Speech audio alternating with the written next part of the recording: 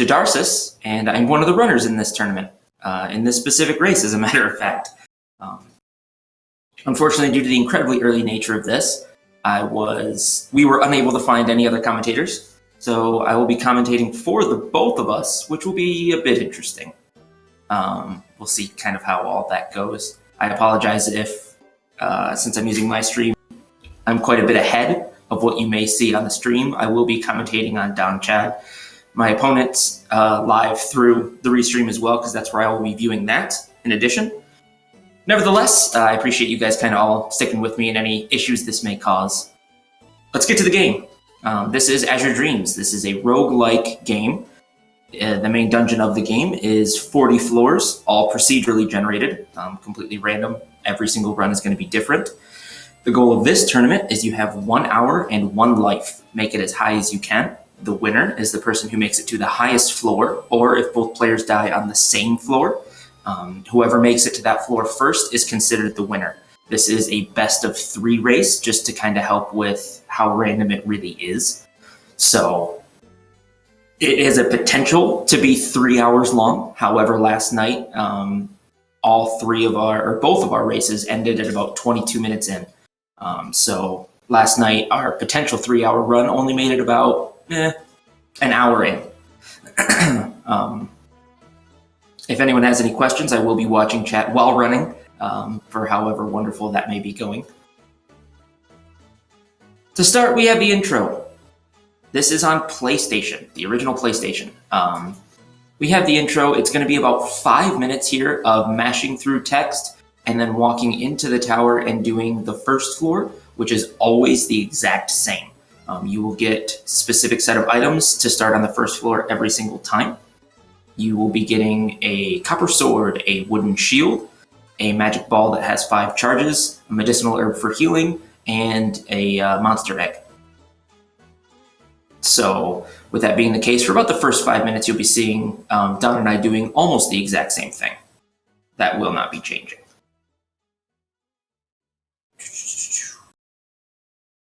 Here I will be running to the top.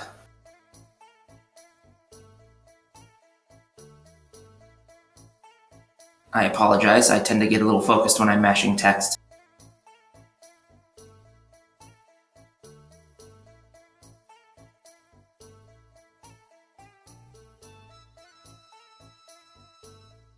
So what makes runs like this, specifically in a tournament style, so interesting is what this game causes, or what the real challenge for this game is, and this is definitely one of the hardest games I've ever played personally. Every time you re-enter the tower, your character's level resets to 1. Ko, the main character, can level up through the tower, but every time he leaves and comes back in, he is reset to level 1. The only things that stay static are your equipment and your monsters and monster levels. So the way the game works is you are meant to specifically slowly build up your equipment and your monsters to be able to make it up all 40 floors. Because of that, the monsters in the tower are massively, massively stronger than you. You are meant to hit some pretty massive roadblocks. You're not meant to be able to make it all the way to 40 in 1 go, or 2 goes. Or I think my first time playing through, I was about 80 or 90 trips into the tower before I finally beat it. And so to see as high as you can go in 1 shot, it really shows off some skill, and then a really nice range of luck as well. It's pretty fantastic. So we will be trying to see how high we can go. Last night, I think the highest floor reached was 10 of 40. And so we'll see how high Don and I can go today. Hopefully it's pretty high up there. I'm hoping to have each of us get to 20 or so, which would be very, very nice to see. Everything is turn-based. Each of these squares count as 1 turn. Every time you walk, all of the monsters in the floor walk as well. There is a way to hold circle, as you can see, which I am doing, which will speed up all of the turns as well. Other than that, I mean, think of it as a roguelike turn-based with an obscene difficulty curve.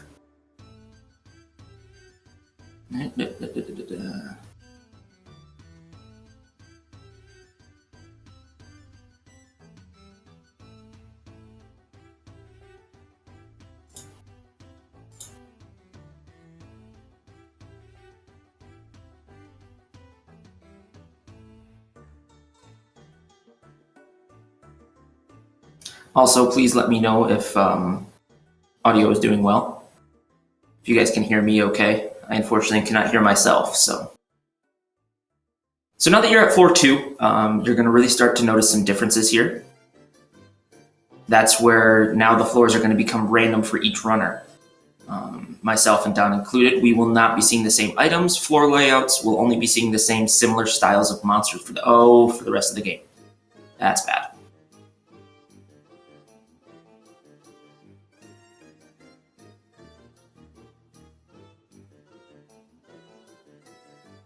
Unfortunately, there's no game audio. I kind of got to this a little late, so I was unable to mute my Discord through my stream. I don't have enough experience with that, so because of that, they pulled my usability for game audio. I do apologize for that. I originally planned on using it for mine, but I wasn't able to get my settings laid out correctly.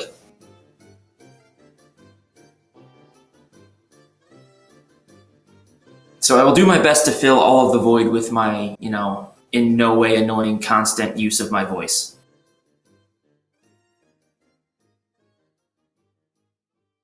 So the beautiful thing about this game in particular is there really are so many different ways to approach it. You can have your monsters attack for you and take the brunt of the damage for you. You can fight with them side by side just to kind of double up on damage. Not as safe, but definitely it's going to deal more overall. My personal preferred use is, as you guys may have seen so far, is Mixture Magic. Trap Room. Oh my gosh, this Trap Room. That is where your monster spends their turn casting their magic on your weapon to deal increased damage. What I do enjoy about that is the fact that it does allow me to more frequently one-shot enemies, not allowing them to get their turn to attack in the first place. On top of that, there are items in the game called wands. They are all attack-based 1 weapons. My Copper Sword is an attack-based 2 weapon, so technically my Copper Sword is stronger if I'm attacking on my own. But if you do use Mixture Magic, it gives you a flat percentage increase to the damage that your Mixture Magic does, meaning that overall wands, if you're doing a run like this, will tend to be stronger using Mixture Magic than any weapon you can find, just because it's so difficult to find a good weapon early on in this game. Yeah, unfortunately. I'm going to do my best to try to keep an eye on where I'm going to be at on the stream versus what I'm actually physically saying. It may not be the greatest, but I'll do what I can here with that. Yeah, so I've picked up a couple wands already.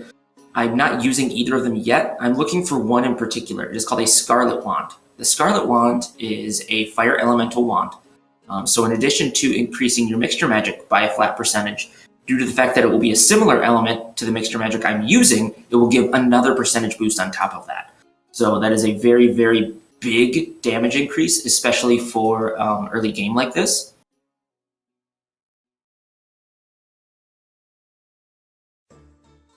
I apologize, I've gone silent for a brief moment. You will see why momentarily. In addition, I'm looking for the Scarlet Wand, like I said. I'm really hoping for a good flat damage increase to my Mixture Magic. As you have seen, I have just stepped into what is called a monster den. That is where a giant group of monsters all drop at once. The music does change, which unfortunately you guys are not hearing, and it gives you an incredibly large amount of monsters you have to fight off. So I had to take a quick breath, decide how I was going to approach what I was doing, and go from there. So back to what I was saying. The reason I haven't equipped a wand yet is because any equipment you could pick up in this game has the potential of being cursed. If it is cursed, you cannot unequip it unless you find a decurse scroll, which aren't the most common items. With that being said, I would rather wait on a wand right now to hopefully find a Scarlet Wand later and not chance picking up something that will have me be cursed and be unable to take it off. So with that, if I hit a later enough floor and I still haven't found a Scarlet Wand yet, I will equip one of these, but I probably will hold off for a little while. I'm on my way to floor 4 right now. As you can see, Don is still on floor 3. Nothing really too crazy has been happening yet. I haven't checked out his items too much, unfortunately.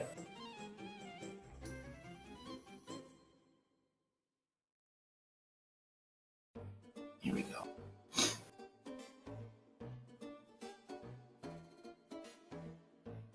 Something I haven't touched in yet that will kind of really influence what you'll start to see as far as damage being done to certain monsters. If you pay attention to the little special effects cloud that happens whenever a monster hits you, it will be a certain color, red, blue, or green. That reflects the monster's element, whether it is fire, water, or wind.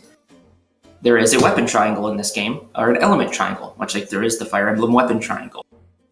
Fire is effective against water, water is effective against or fire is effective against wind. Sorry, wind is effective against water, and water is effective against fire. The base monster you start with, Kune here, is a fire-based monster. You have no choice, you'll always start with him. What that means is, in general, you're going to do high damage to wind monsters, and you are going to do very low damage to water monsters. Because of that, in this type of a gameplay setting, your water monsters are going to tend to be your most dangerous. They don't necessarily hit you harder, but you will not hit them as hard. So it will take you more turns to take them out, and in turn you will take more damage from them. Wind monsters, kind of the opposite. Doesn't mean necessarily they're physically weaker, you will just deal more damage to them, more likely one-shotting them, etc. And then you don't have to worry as much about taking retaliation.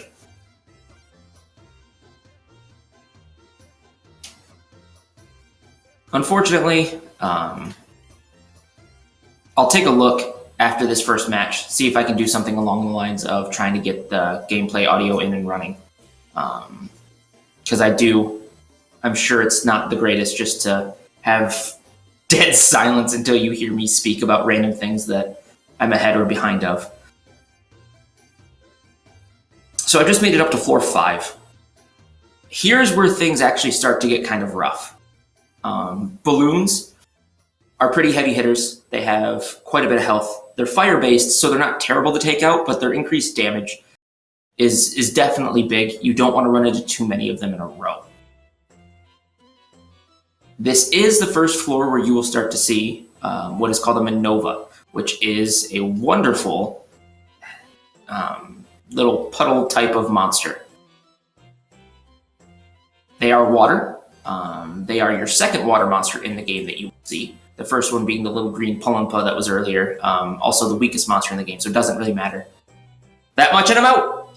Apologize. I caught you guys up ahead a little bit. I shouldn't probably have done that.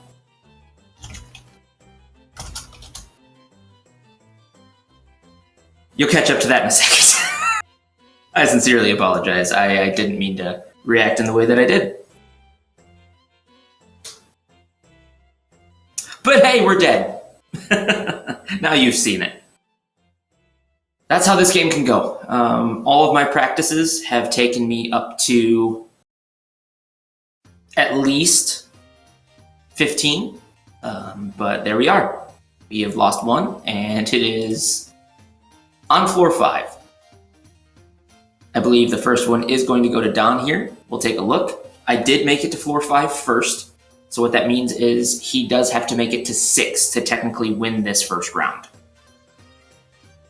So if it isn't a tie, the victory goes in fact to the person who reaches that floor first.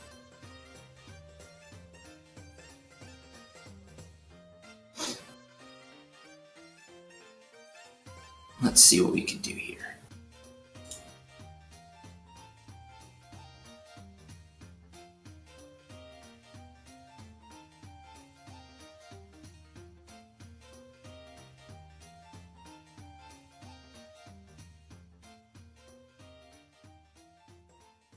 All right, I'm going to do something here. I do apologize. Hopefully this will make things a little bit better. Go.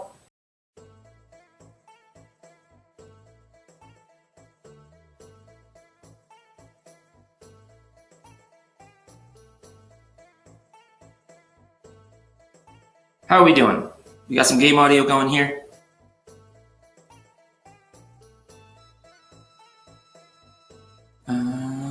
Okay.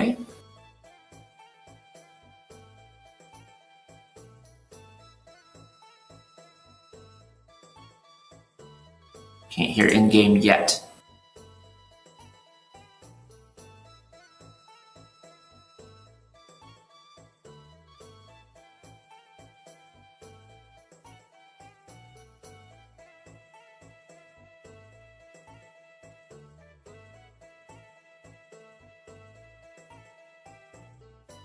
Perfect, very low. That I can adjust.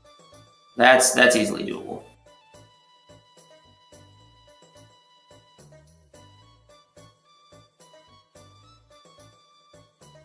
How are we doing now, ladies and gentlemen? Did that fix anything? Are we doing any better?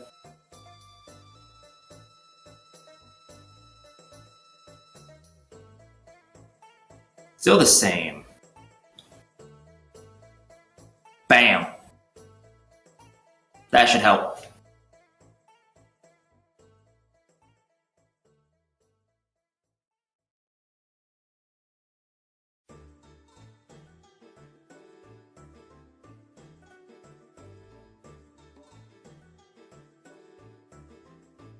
Still a big pile of nothing, ladies and gents. All right, let's do...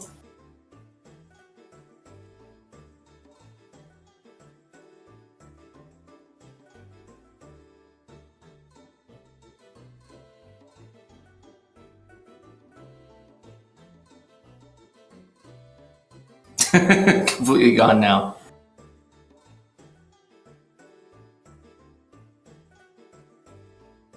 All right, unfortunately, I don't think it's going to let me do it due to the fact that I am also Discord and casting. It's got me muted. I thought we were going to be good here, but it does not look to be the case.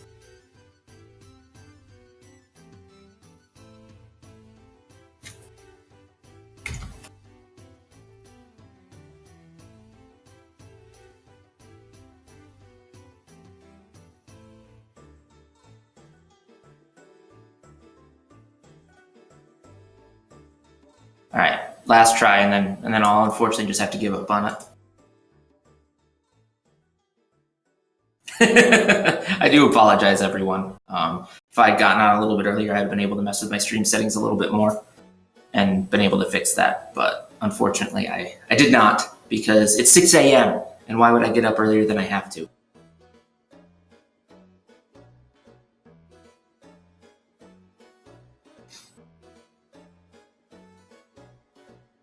Well, through my commentator options here, it's just flat muted for me while I'm in Discord, since I am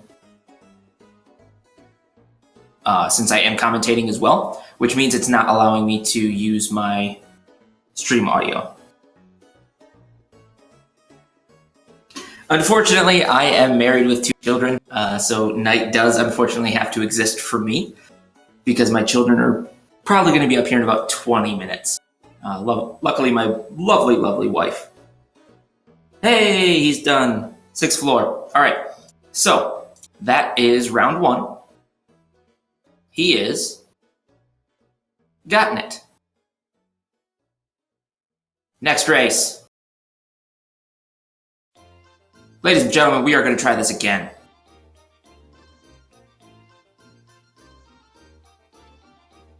We're going to run this back. Fantastic job. Good job to Donnchadh for taking round 1 in this best of. I don't know if he knows.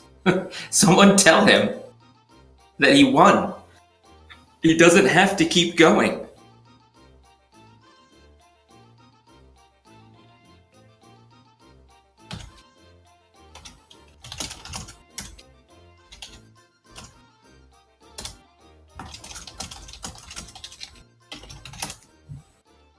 But I do have a little bit of time now to just kind of talk a little bit about the game and everything in general. Every single run here will be done on a fresh file, so it is going to be completely reset and ran from new game. Going forward, there is a loser's bracket for this tournament, so if I do get knocked out here, I will be back next week and hopefully can make my way up the loser's bracket. So that would be nice.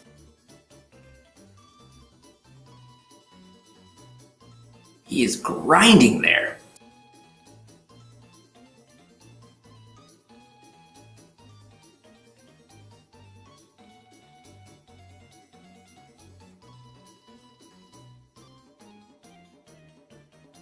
I don't think he is. He is following. All right, I do apologize, ladies and gentlemen. Give me just 1 second.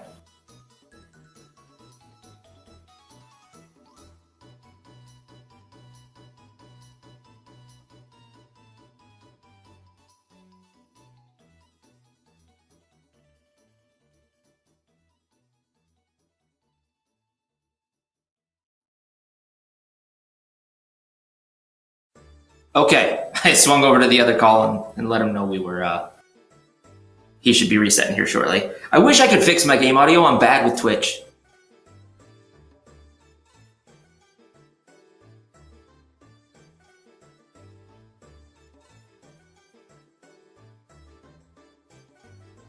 Wish I knew how to override these settings and have it not worry about the fact that I'm in Discord. I don't have quite enough experience with this yet to do that, seeing as how this is actually my very first time on Speed Gaming, my very first time commentating anything. So.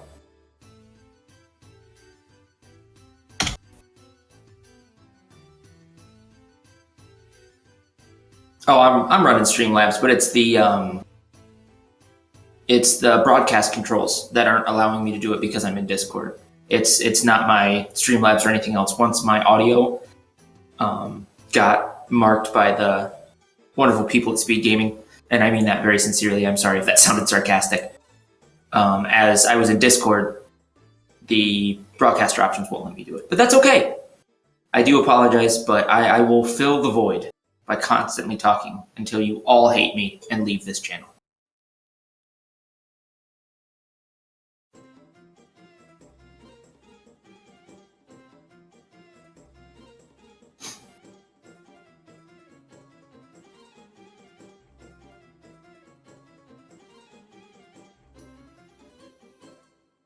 So I am going to switch back over. We're going to set up to get ready to run. And then once this next race starts up, I will again switch back and you all hear my wonderful voice again.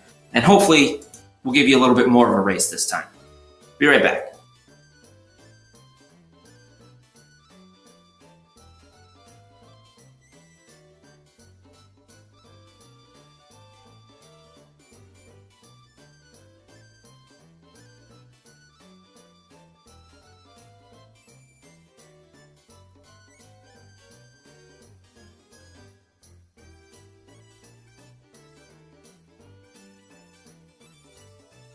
All right, there we go. We're back. We are running round 2 as we speak.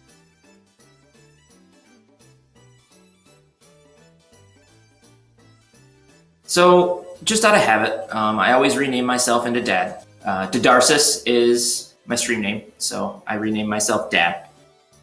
I'll also always rename Cune Butts, because I'm a mature adult with 2 children, and I need little things in life to make me happy.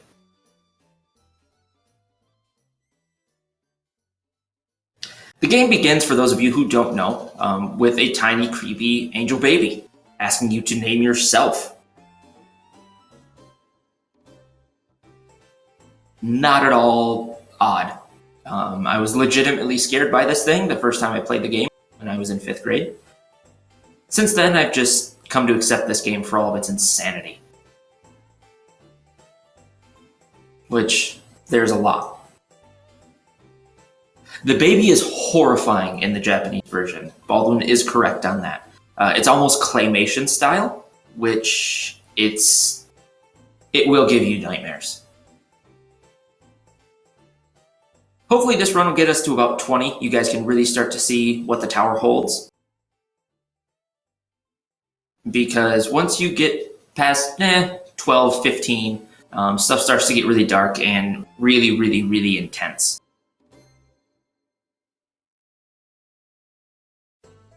But, as you all saw, there's really, a monster den is incredibly rare. I've done 30 plus trips without ever hitting one, and I found one on floor 2. So, you never really know with this game. But that's what I love about it. It's why I speedrun it. It's why our community, I think, has taken off quite a bit lately. And we've been able to set up this tournament with one person who is actually Professor Palmer, who had never played the game before in his life up until the actual tournament itself, which is pretty fantastic. The one thing you'll hear from just about everyone who's played this game when they played it as a kid was, this game was amazing. I never knew what it was, and I never knew anyone else who played it. And that's kind of what has brought all of us together on the Discord. Just a giant group of people who never knew anyone else who had ever played this gem from our own childhood that we've grown to love so much. Sand Knight set up the Discord about 2 months ago, and we're currently at almost 90 members, which is unbelievable, way higher than we ever thought. I was speedrunning this game 4 or 5 years ago, and as far as I was aware, was the only person on Twitch really to ever run this game. And then just within the last couple months, I've seen so many more people stream this than in the whole 5 years when I was the only person doing it, which is fantastic to see. And especially seeing in speed gaming, when we're doing the tournament, how many people will randomly jump in and go, I've never played, or I've never seen anyone on here play this, never knew anyone knew about it, love this game, etc., etc. It's nice to see. I like it a lot. So here we are back to the tutorial again. We are button mashing like crazy. Again, at about 5 minutes in is when you're really, really, really going to see the game start. Until then, it's going to be the exact same stuff you guys watched last time.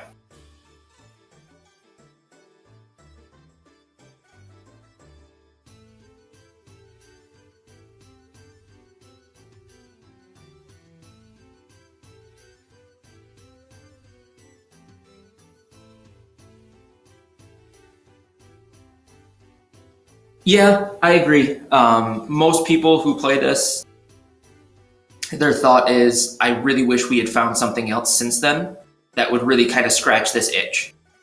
No game that any of us have played have really ever felt the same. We found a lot of things that are similar, and Tao's Adventure for the DS is supposed to be the spiritual successor to this game, but it's just, it's not. It's not good at all. And almost everyone who's played it has felt the same way from what I'm aware. But we're all hoping eventually something will come out that'll give us this feeling all over again. Until then, I will beat this game into the ground by running it for the next 10 years of my life. So Seeker, yes, people do run the Game Boy version.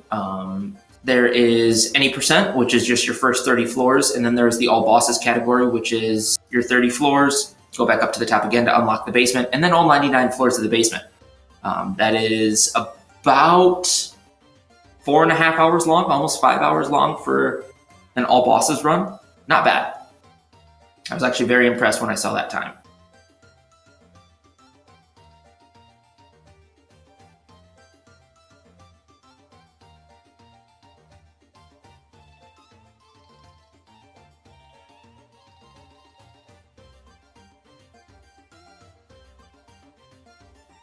All right, here I am up on floor 2. The game again now starts anew. I've just picked up a white sand. So there are 3 different types of sand in the game. There's red, there's blue, and there's white. Red will increase the strength of your swords by 1. Blue will increase your shield defense by 1. And white will increase the amount of uses in a magic ball by 1. So I've used it on my fireball.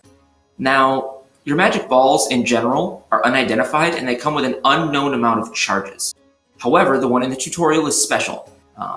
Just like the copper sword and wood shield cannot either be cursed or have a plus anything on them. They're just straight regular ones. The magic ball that you pick up will always have 5 charges. So right now, I know this fireball I have has 6 charges in it, which is very nice to have. Magic balls in general are one of the main things you are going to need if you're going to make a decent sized run into the tower here.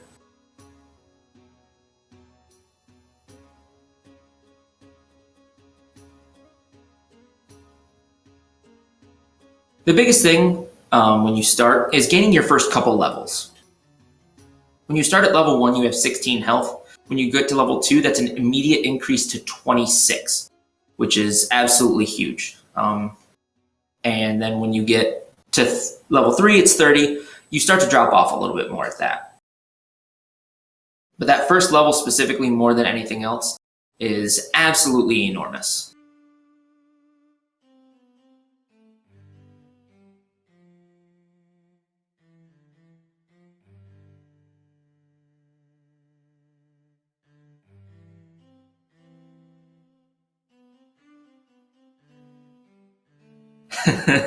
Interesting you bring that up, Bagel. Yes, and it is a game to this day I stand by is 100% impossible. I made it to, I don't remember which dungeon it is, but it has the Minotaur boss fight, and I stand by there's not enough monsters in there to level up far enough to be able to complete it, and you can't beat it. And that game is completely unbeatable once you hit that dungeon. Oof. I also absolutely loved the game and played through it way too many times just to always die at that dungeon. It was a fantastic game. I really, really enjoyed it.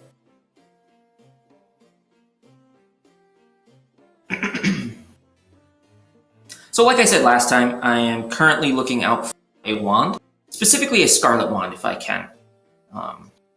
Just for my very large damage increase that would bring, which would be incredibly useful at this point in time. I did pick up a copper shield, but in the same vein of why I didn't equip the wand last time, in case it's cursed and I find something better, I don't want to equip it yet. I will if I make it to probably floor 6, maybe 5. Excuse me. And I haven't found anything better yet. But until then, I'll just kind of hold on to it. I'm not super worried about my survivability yet, says the person who died on floor 5 last time, but I'm not. Usually you can make it through with fairly minimal difficulties up until about floor 5.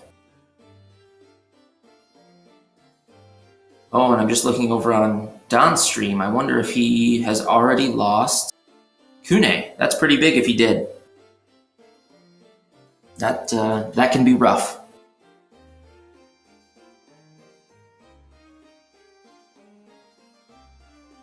Oof, that's a rough one.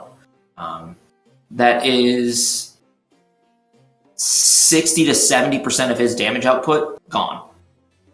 In addition to that, as you can see, I changed my lineup so Kune stands next to me. Because of that, he also can absorb certain hits from me as well. It will allow the enemies to kind of spread out their damage between he and I, which also adds to your survivability. So that being gone it's pretty big. Not to say it's not recoverable by any stretch. My most recent any percent run,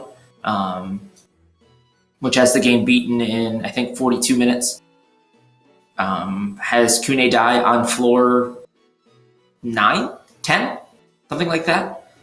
And you can still make it the rest of the way up, no problem. It's just, what does the tower luck give you? Just your buffer is now gone.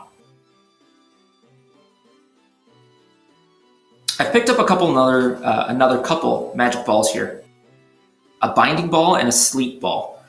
Binding will, as it sounds, paralyze someone for an indeterminate amount of turns, anywhere between 1 and I think 8. So, very useful. Sleep ball does the exact same thing. Puts a monster to sleep.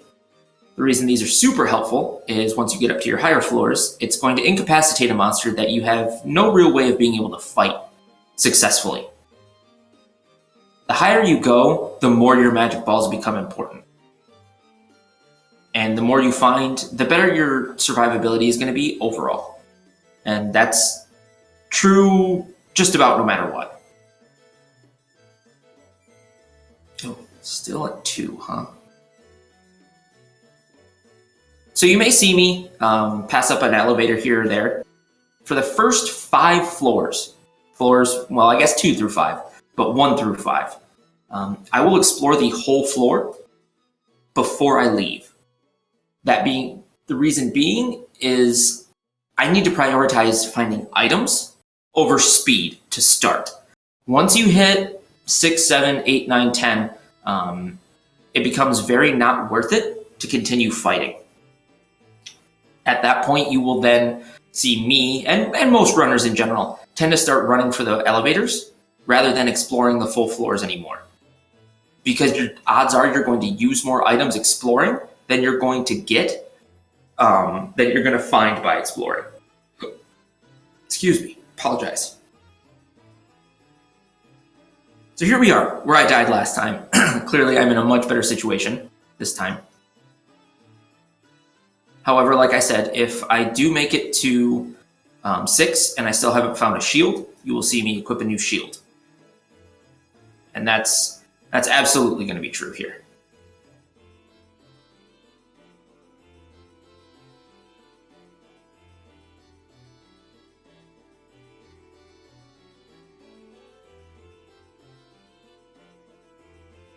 I just found a water crystal, and what that does is actually fully recovers the HP and MP of your familiar. MP isn't something I've gone into very much yet. If you've played Pokemon Mystery Dungeon, think of it like the hunger meter. Your monsters, Kune specifically, starts with an MP of 100. Every time you launch a magic attack, it takes half of an MP. Every time he does a direct attack, it takes 1 MP. And every time he does a direct magic attack spell, which you haven't seen, I don't think, from either runner yet, it's 10 MP. So another nice reason about doing mixture magic is, in addition to dealing more total damage, you're also conserving his MP. But I just found a water crystal which will fully recover his HP and MP. Unfortunately, it doesn't do anything for me. It does not recover my health. It only recovers anything for your monster. You've also just recently seen what I was talking about earlier. I did not get to show you last time that you were able to see on Donnchadh's because he did get far enough. The Manova, the little yellow puddle of goo.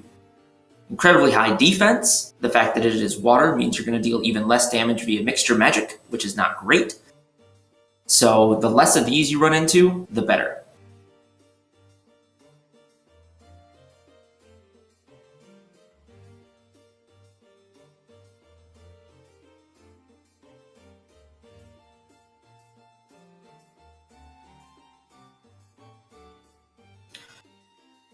I've also thrown a Tumna fruit at 2 enemies in a row now. The Tumna fruit turns whoever eats it into a frog. You can either eat it yourself and turn into a frog, feed it to your familiar to turn into a frog, or do the much more logical option here and actually launch it at an enemy and turn them into a frog.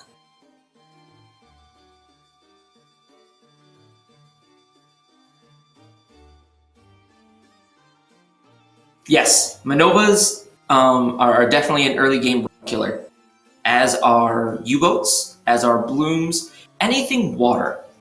So with the game starting you with a fire monster, it kind of sets a tone for the tower in general. Yes, of course, you can find monster eggs in the tower. Bring them back home, hatch them, and get different monsters of different elements. You know, get a good water monster, and then you're good against fires, and get a good wind, and then you're good against waters. But the fact is, for the vast majority of the game, while you're starting to get your sea legs, you're going to be using Kune, a fire monster. Which means anytime you run into a new water monster, he's probably going to be the most dangerous thing you find.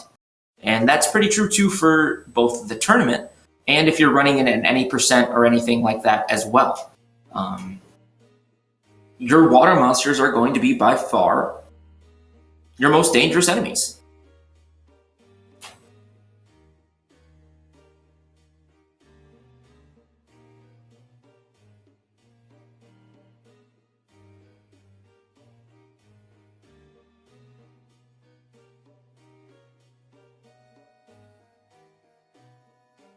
So I took the elevator straight up at that point. I found it. I had a Manova behind me. I could have explored. Sometimes I will, but at that point, it just felt like it was probably going to be the smarter choice just to go straight up. That being said, maybe I should have explored, who knows. But with how early I died last time, I kind of want to make sure I get a higher trip this time. Unfortunately, I still haven't found a wand. I'm really hoping to show off the incredible damage difference you see with a new wand.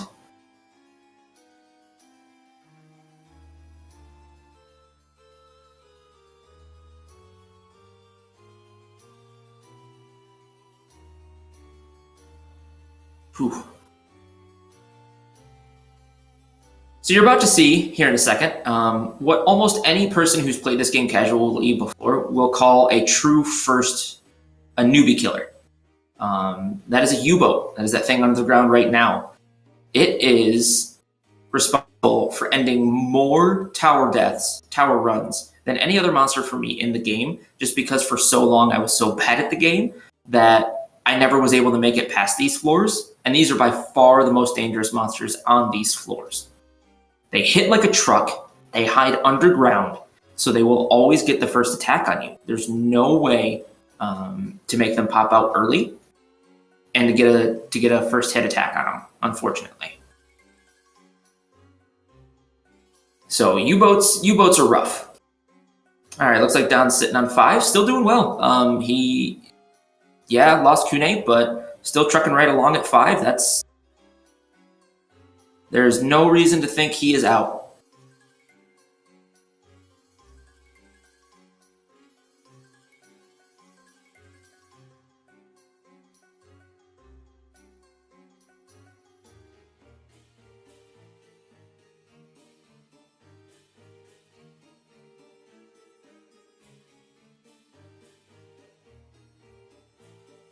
So I suppressed my squeal when I found it. As you can see, I have just Scarlet Wand.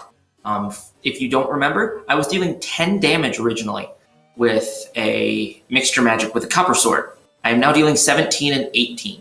Legitimately a 70% damage increase. That is quite normal for the Scarlet Wand. It's incredible, and it's why you definitely look for one whenever you can find one. The fact that I have it definitely makes me feel a lot more confident about continuing this run long term.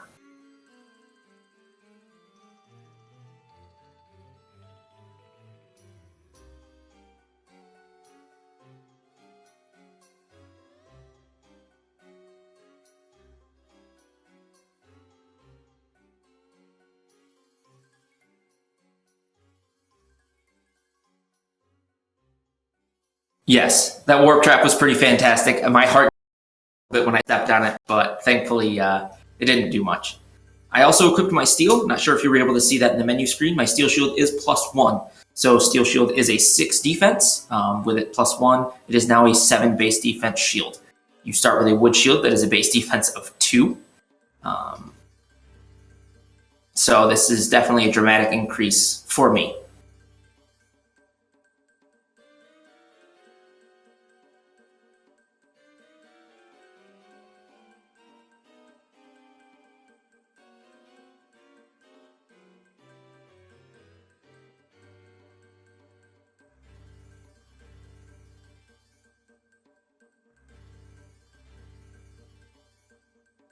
So now that I've got what I would consider I don't want to say optimal, but as optimal as possible equipment, being my sword and shield, or wand and shield in this case, you're going to start to see me go up floors a lot faster. I tend to just kind of go gung-ho. I've got a good set of magic ahead of me. And so now it's just a matter of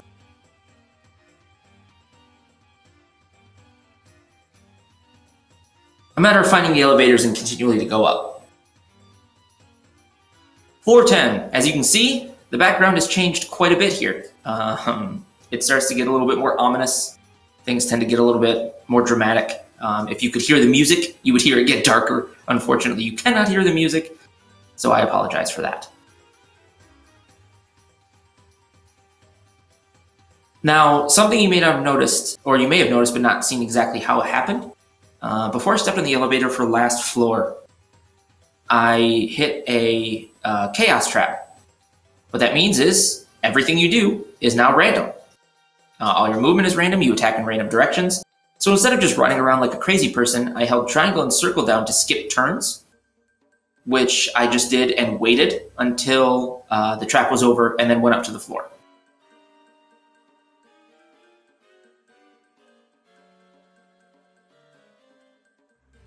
Don's up to 8. He's doing really well. This is an impressive run, especially for him running with really minimal equipment. Everyone right now is so much stronger than him. He really can't fight anyone head on at this point for the rest of the game. I'm still luckily able to take out probably most monsters here for a little while, and not have to worry about too much.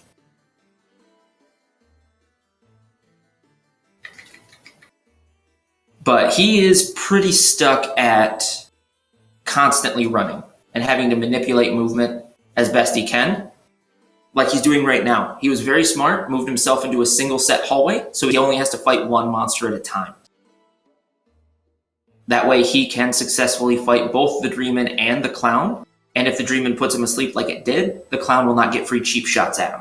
Very, very well done. He is really, really hyped for this attack, in case you're wondering.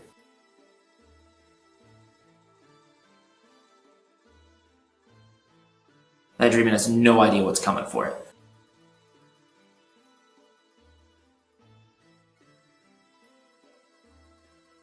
So technically, Yin Silver, you don't have to fight anything. If you got lucky enough, you could make it all the way to the top floor and avoid every single monster in the game. Realistically, the odds of that happening? No.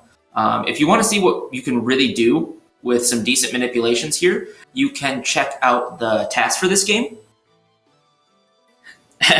as Duck Bomb just dropped, the task for this game is pretty insane. It's just a bunch of manipulations into finding the elevators and go up.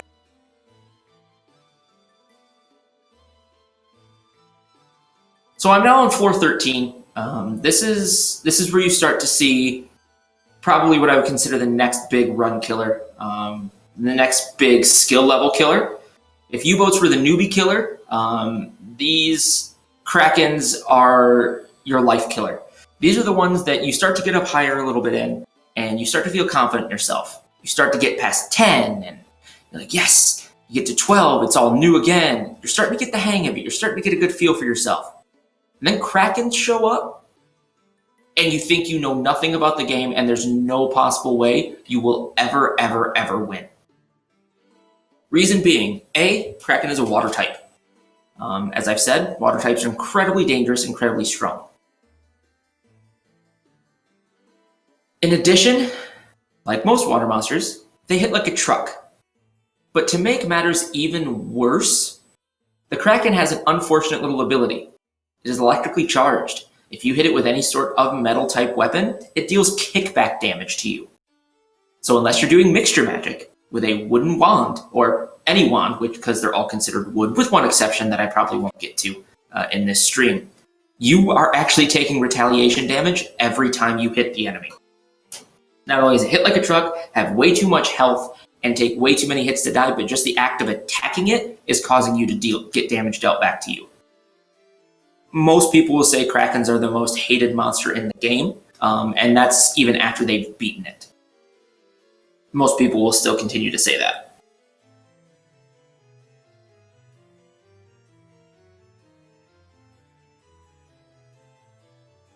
So now I'm on 14. Man, Don's on 10 with no Kune. I'm very, very impressed with how he's running right now. He is doing very well today. 14 introduces a new enemy called Garuda. And what I do like about a Garuda is it's a wind monster, which means it doesn't scare me at all. I can basically two-shot it, and it does a good chunk of damage, but when an enemy is a two-shot, you feel a lot more confident in fighting it. The more wind monsters you find on a given floor, the happier you're going to feel. You may have also seen the Troll come back. You saw him in 10 and 12 and such with a bowgun, but now you see them here with swords, meaning they deal insane amounts of damage. So the quicker you deal with them, the better, because their damage is pretty maxed out. I apologize, I am slightly focused here because I'm not quite sure where this elevator is.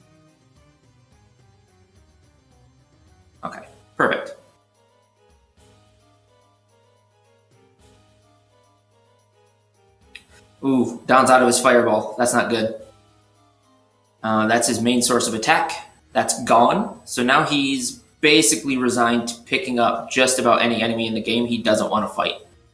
As you can see, that's what he's doing. He picked up the clown. He's now picking up the troll. Whenever you pick up an enemy, there's a 50% chance the enemy will not like it and then make you drop them down, and then you lose your turn, and it gets a free attack on you.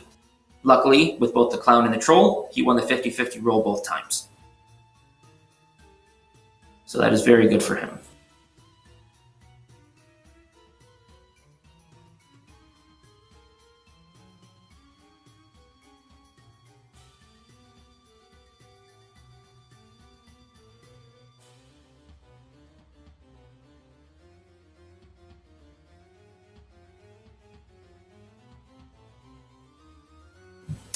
So Don is currently hatching his egg.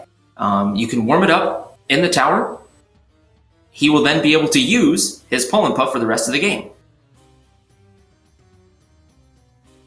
Unfortunately, in the terms of the game, that means it does not get to come back to town with him, and he doesn't get to keep it, but he's not worried about that. Dara, yes. My 15 right now is currently the highest seen in the tournament. Do not expect that to last. Yesterday, Palmer had picked up the game one day before, and so he had very, very minimal experience with it. But our next couple races are with some really, really big heavy hitters in the Azure Dreams community. So you are really going to start to see a lot more of these types of runs that I'm getting to right now.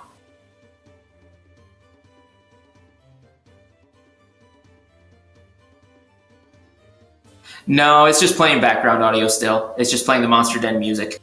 I apologize. Because no one's hit a Monster Den so far from what I've seen. At least in this run.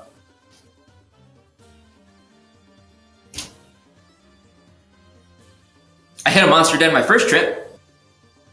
That didn't go great.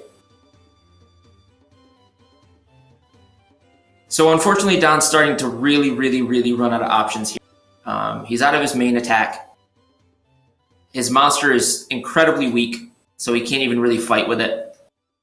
So he's just doing whatever he can to stay alive at this point, which you gotta do what you gotta do. You're never truly out of it until you're dead. I know that more than most. Just with how many runs I've put into this game, you can constantly count yourself out, but this game will always surprise you with what it can do.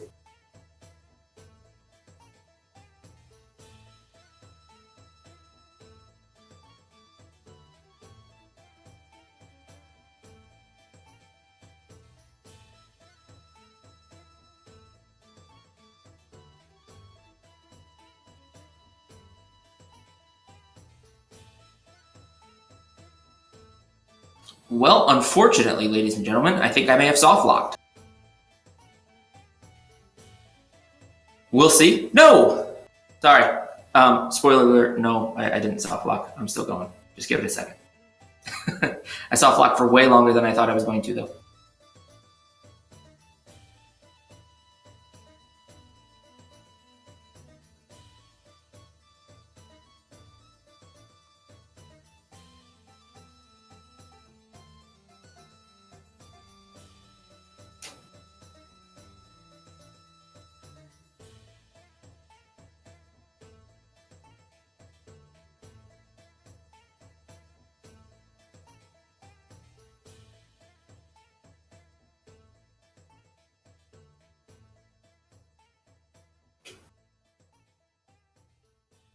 Sir Nico, this run can be, it's timed, it's maxed out in an hour, however high you can make it in an hour. Our first race lasted about 12 minutes because I died super early. And then this one's made it about 30 minutes in so far. Soft lock is, there's a couple different things in this game that will cause it to error out and basically not progress. There's a bunch of different ways it can happen, from certain monsters transforming, to using items when the game doesn't kind of expect you to killing too many monsters at one time with certain types of mixture magic or different types of attacks. I've never run into the Garuda one myself, which is where that Garuda just now took my monster away. I think the game didn't know where he wanted it to be taken to, so it took way too long to figure it out. I've never run into that personally, but I know yet to find in this game, and I just assumed that was a new one. Luckily it's not, and I'm still able to keep going. So unfortunately what we're starting to get to here, and again, like I said, never ever count anyone out in this game, but we're getting to the point now to where I'm high enough, and there's starting to get little time enough left, to where even if I were to die, Don will have to move very, very quickly to be able to catch up and be able to even hit the floor I'm at before the hour time limit runs out. So yeah, once the hour hits, that will be the end of this race, no matter whether or not anyone else has died yet or not. That will just end this round. So whoever's the highest after an hour goes, that will be the winner of this race.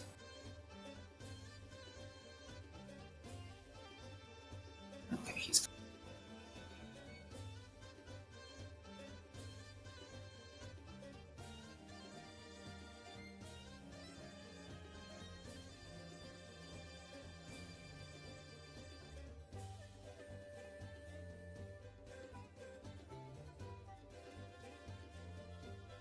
So yeah, the rest of this now, especially with Kunye dead, is how high can I get?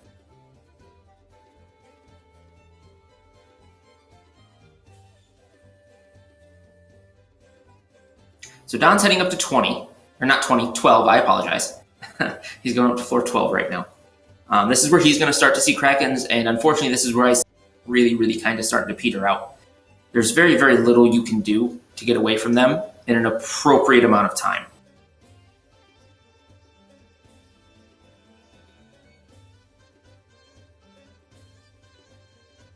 Now, as you can see, this is 20. This is where the game starts to get really dark. A lot of mossy undertones. The music really, really slows down in tempo. It gets a lot more dreary. And then you'll start to see that a lot more, especially if I end up getting to like 25, 26, and 7.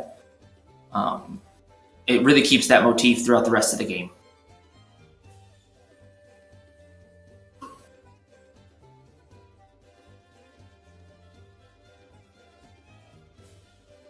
So what you saw Don pick up that I did not get on mine is what's called the blue collar.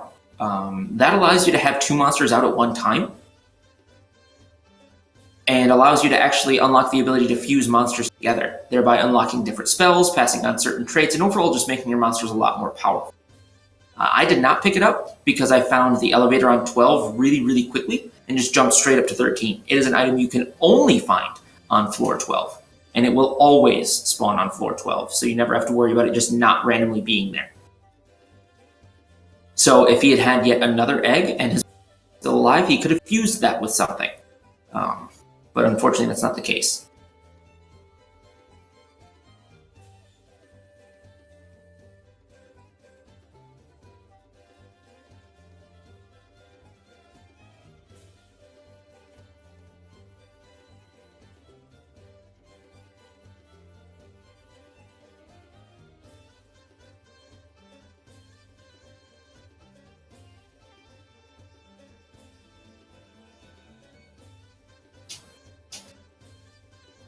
What you're currently seeing behind me is a dark green Palumpa.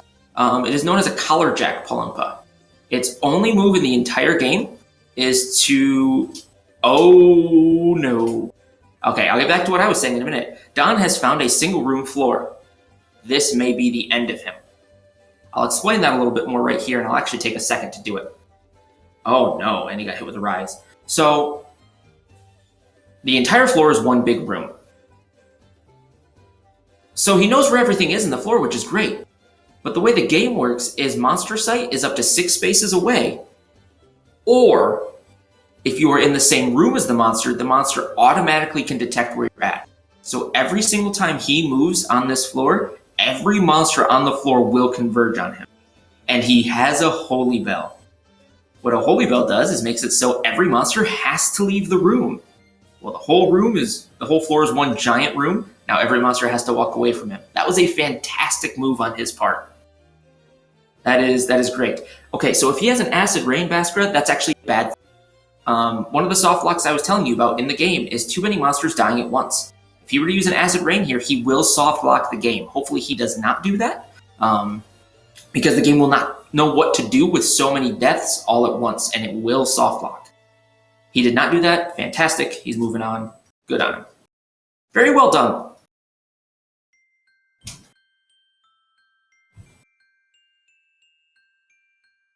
Man, Don is killing it right now. I thought I was going to feel super confident, but I don't. Man, I'm on 22 and I'm still feeling like I could easily get taken over.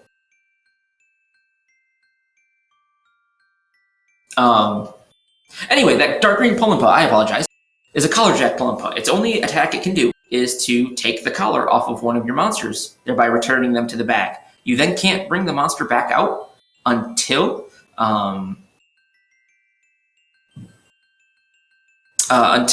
you kill it. So it's not at all dangerous, especially if you don't have a monster. But if you do and you're relying on your monster to deal damage, it's incredibly, incredibly challenging to deal with. Luckily, I don't have a monster, and it can do nothing except follow me behind just casually. Sorry, I was dealing with being blind for a second there.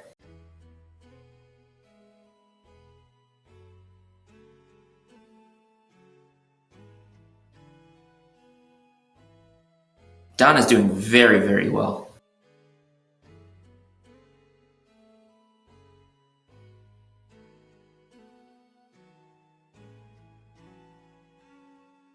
You normally do not see anything remotely this good come of his item equipment setup and how early he lost Kune. This is...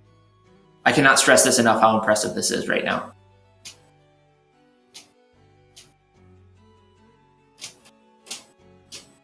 So I feel like I'm only on like a 5 or 6 room floor.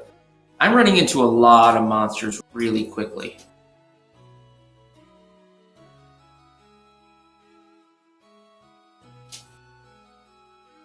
Yes, Rhetorical. That is absolutely correct. Minus me right now, Don has the highest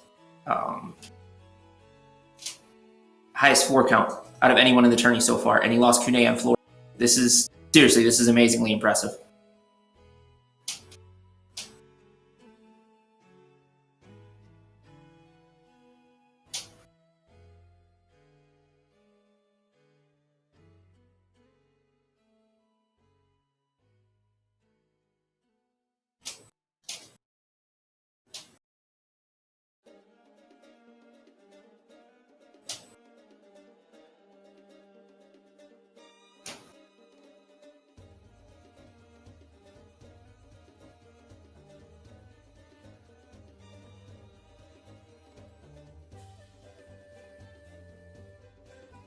It's just what I've always said. No reason in particular. Everyone is pronounced, from what I can tell, Kune differently. Everyone. So it's really, really kind of hard to stick to one pronunciation.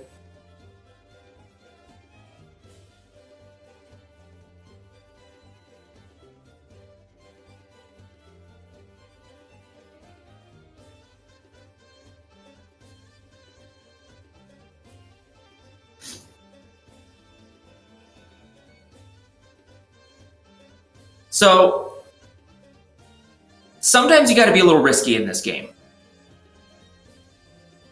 And sometimes you get a little lucky. I got paralyzed and got my paralysis undone the second he got close enough to me to where I could start moving.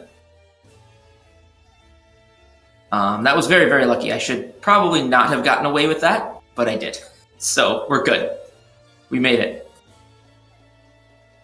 Okay, so what you didn't see on mine at all, and now you're seeing with Donnchadh, on floor 16, Manova's learned the ability to turn into items.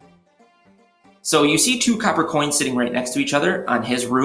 The odds are very good one of those is actually a transformed Manova. The downside is you can't tell until you walk close enough to it to where it then untransforms and gets a free hit on you. and they do an unbelievable amount of damage. You thought they were dangerous on floor, 4, 5, and 6. They're way more dangerous on 16, and even more so on 26. So anytime you start to see two items getting of the same type close to each other now, you have to be on guard, because the odds are very good one of them is in fact not an item, and you are going to get a cheap shot. Yeah, unfortunately, with a race this early, I was the awake who was going to be able to commentate, and honestly, I love talking, so we made it work. Unfortunately, the commentary, I'm trying not to. Oh no! I apologize. I said words I shouldn't have said. I'm trying not to be unbiased, or I'm trying to be unbiased here, and trying to give as much attention as I can to Don. But due to the fact that I am racing, I'm pretty focused on my own as well. So I do apologize for that.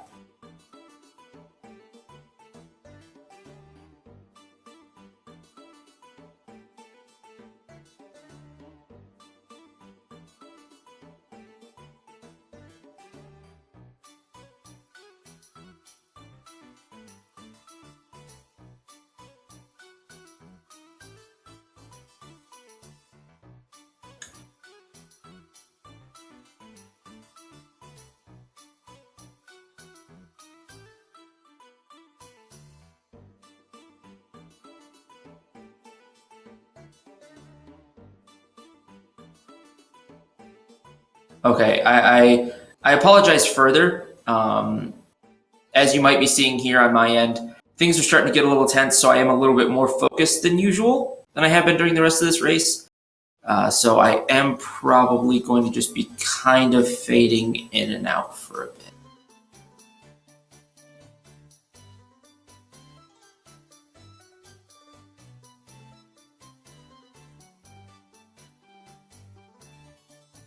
Oh, lovely.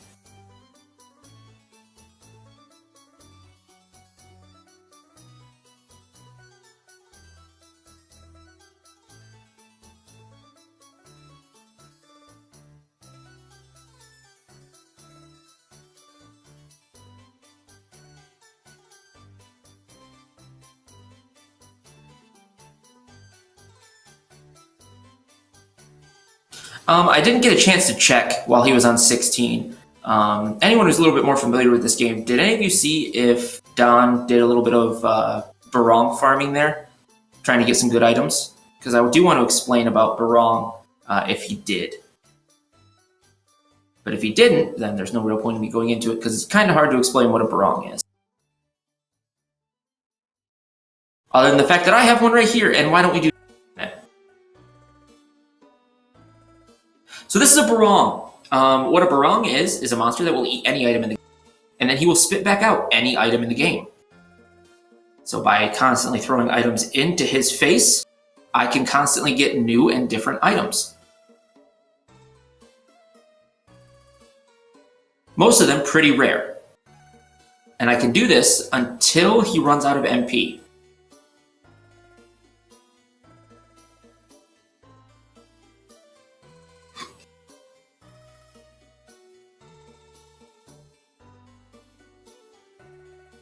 Unfortunately, I didn't really get anything good from him, but that's okay. All right, so we are at 46 minutes. We've got about 14 minutes left in. Both runners are probably starting to peter out here, definitely myself included. I'm starting to run low on ability to do stuff. I'm definitely starting to run out of magic to attack with.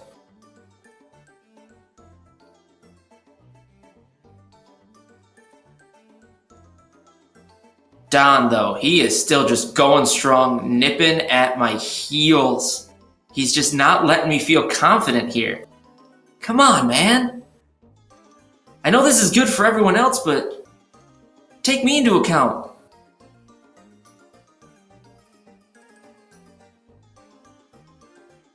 We need to go to a round 3. Let me win.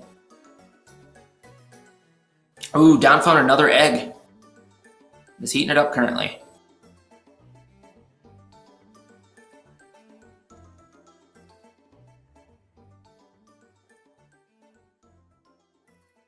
Ooh, he got an Arachne! That's huge! That's huge! So Arachne is a monster that's pretty well known in Azure Dream circles for one reason only. Every monster in the game has a special trait. Kune can't be brainwashed. Clown has double magic. Certain monsters use half MP, things like that. Arachne's special ability is it gets double attack. So for every level it gets, its attack stat actually goes up twice as much as it normally would. Oh, he roached it! Oh my gosh, that's huge! I didn't know he had a roach. That's incredible. Nicely done. Okay, so what a roach fruit does, for lack of a better term, is it's a Pokeball. You throw it at a monster in this game, and that monster then immediately turns into an egg.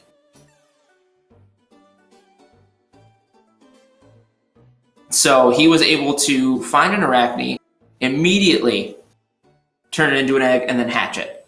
So now he has the strongest, technically, monster in the game. It does take some time to get to it, and his big downside to this is the fact that what happens is it gets 2 attack points for every level up into its max attack. But into its current attack, it only gets 1 point per level up. So what that means is until you can take your Arachne back into town and cure its damage or attack down status, it's only going to be half as strong as what it could be. It's still definitely going to be helpful. It's still definitely going to be good. But it's not going to be what he had hoped. Or the best that it could be, for sure.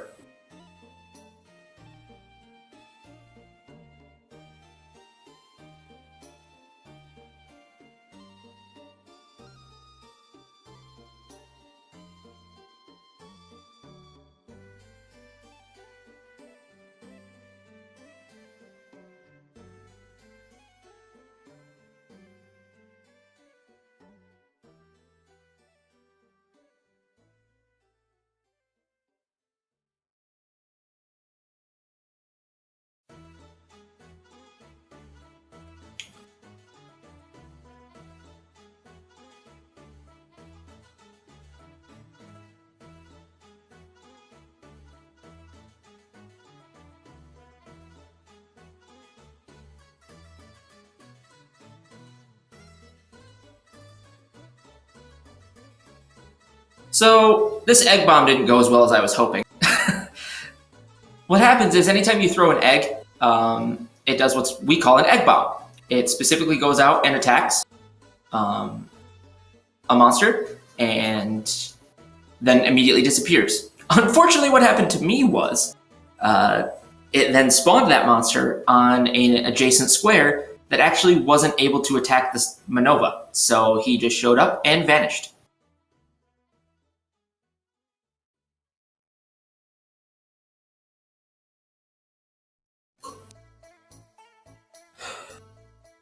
So instead what I ended up doing was I did an app, and when a monster is blind, it doesn't know what else in front of it is a monster or not. All it knew was it was trying to walk forward, something was in its way, which happened to be a transformed Manova, and so it just hit the Manova until it could move again. And since the Manova was transformed, it wouldn't move out of the way. So through a very roundabout method, that was probably the only way I was going to be able to get through that room without dying.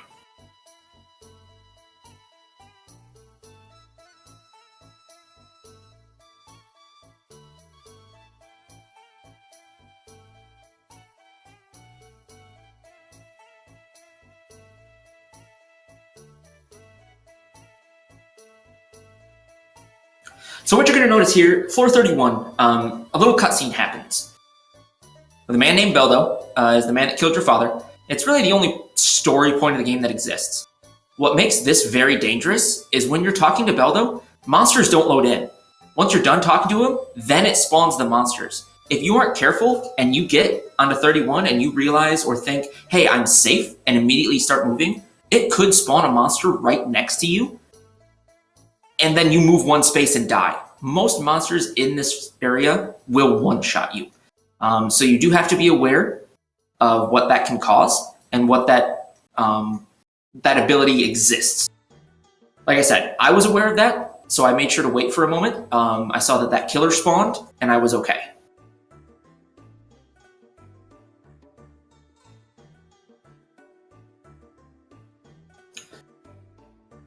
So I think it's fairly safe to say at this point, unfortunately, for Don, that he probably can't catch up. There's just no way he's going to be able to move quick enough to be able to make it high enough at this point. Nevertheless, he's currently on 21 with no Kune 3, which is unbelievable. There are 40 floors in the tower.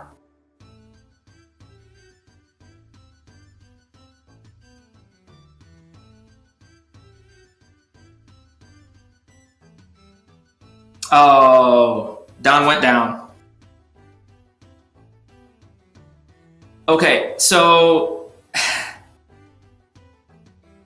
Don made it to 22. Very, very impressive.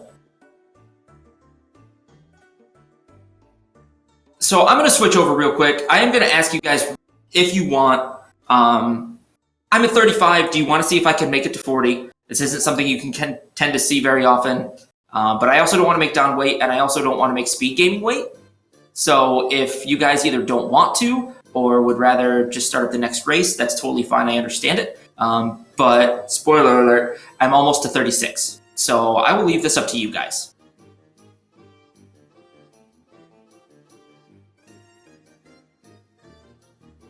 Oh no.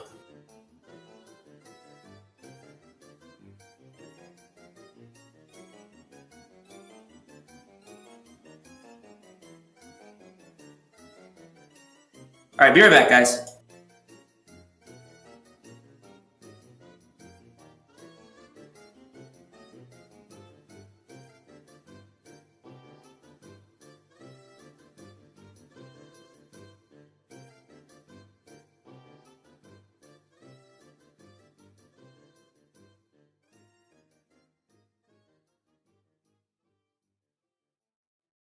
Okay, I am back. Yeah, he was totally okay. So we're gonna see if we can make it to 40. Floor 40 or Don wins. Yeah, I don't quite dig that too much, but I see why you say it. So here's what's kind of nice right now, and I am going to talk a little bit ahead of myself at this point. I have two items that I haven't been using in the entire game called star glasses. What these do is they completely reveal the floor that you're on.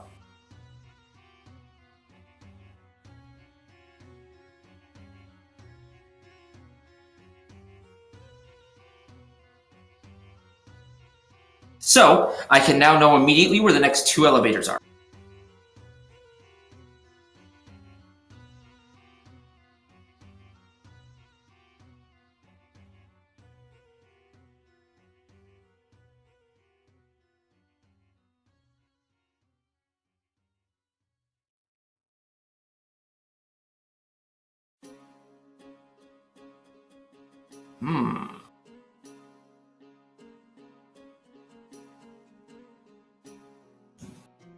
I think we have an issue.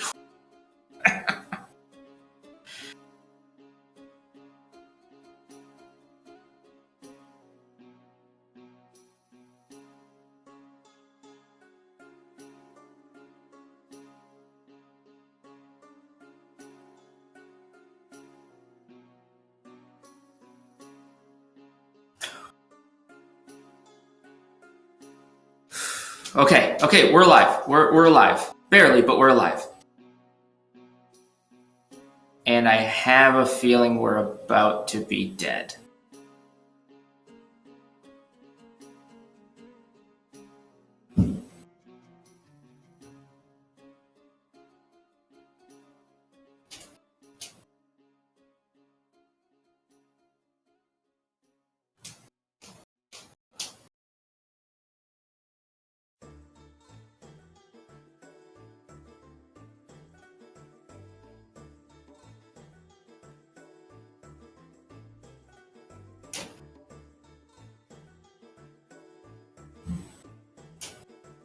So now it's just Ice Rock spam in hopes that I can be unconfused and block them off until I can leave. That was really my only option here.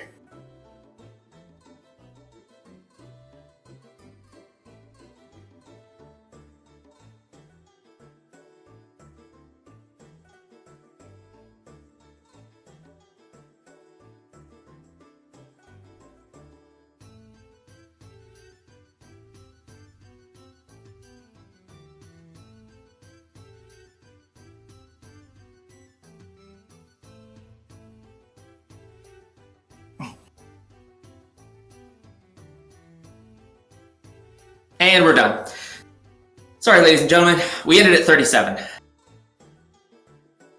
I apologize. There wasn't much I could do. That floor was completely covered in maximums, and I had to use everything I could just to survive. Hopefully, though, this next run, Don and I will both get to 40, and you'll get to see 2 different people make it to the top. I'm going to switch back over to that real quick, and then we're going to do game 3.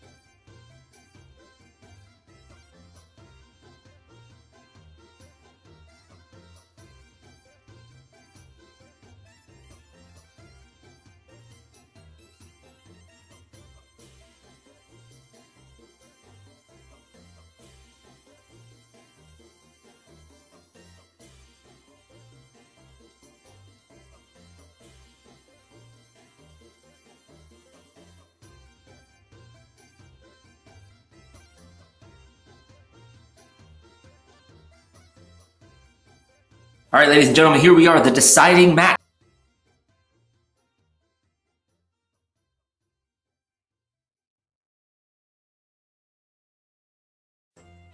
So I'm very glad that that last one went as well as it did. Between the two of us, we were definitely able to show you quite a bit more of the tower than shown in the tournament so far. Between the moderator in the Discord, Sand Knight, and myself, our very first practice run of the tournament ended up with both of us making it to 40. So I'm really hoping that can happen again. That would be very, very nice. Long, intense races like that really, really get your blood pumping. Even though I was 10 floors ahead for a good chunk of that, I never really felt safe at all. And I'm very glad that we're able to provide a race like this for you guys. And show off this game that,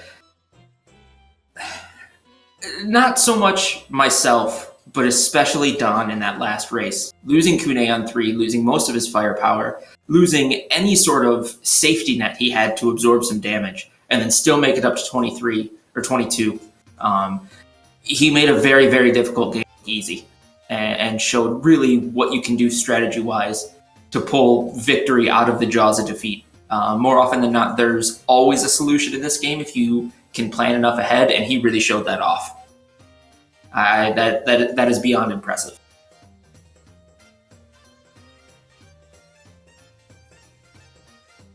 And not, I hate doing this, but I feel it should be said, especially for anyone who's in the game. The Discord we have, and then obviously we're doing this tournament. But if you're interested in speed running or looking at speed running for this game, there is an any percent record of 42 minutes and 13 seconds held by myself. And then there's also a new category called bookless percent, which is basically 100%. We do everything in the game minus filling a monster book, which is a huge pain and would add way too much time for just a ton of grinding. So basically, if you want to see everything the game has to offer minus some incessantly boring grinding, bookless percent is good as well. That record is also held by me at 1 minutes. Miyokoto, yes, that is what I would absolutely compare this to the most as far as the tower aspect. Once you're in the town, it's, there's partial harem themed. You can build up the town, there's side quests to do, things like that. But as far as directly in the tower, yes, the most direct comparison absolutely is Lufia 2 Ancient Cave, which I got into that, or watching speedruns of that, because of how much I like this game. Yeah, Luigi, if you could, please pop the Discord in there. I'd really appreciate it.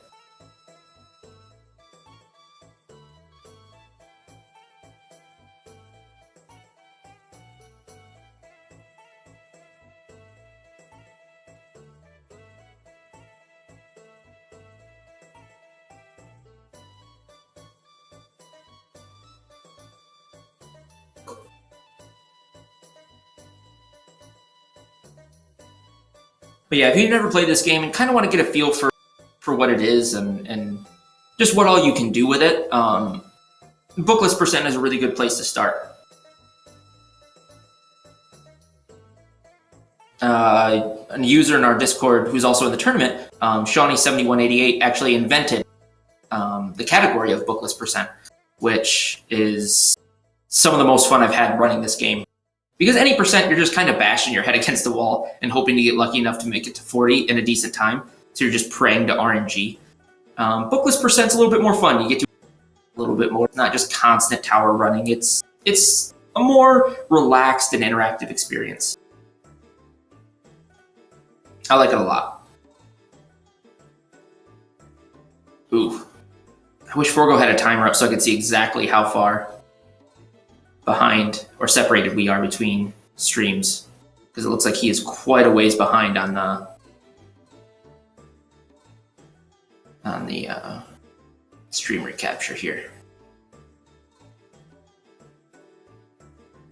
Yeah, I don't know when I started it, but when I recently came back to this percent and stuff like that, I named him Butts, and A, it made me laugh, and B, I had some of the best RNG I had had at that point.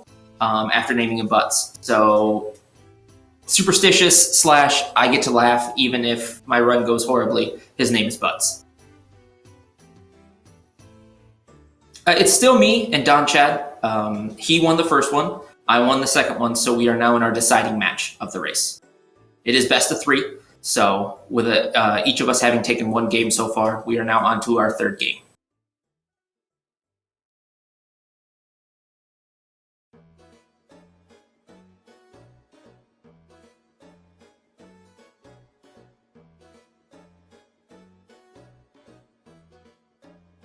So again, here we are at potentially one of the most dangerous, being on floor 2, but still being level 1. Until you hit level 2, you are just paper. You are tissue paper waiting to be torn through by any monster in this game. So you really want to hit that second level as quickly as you can.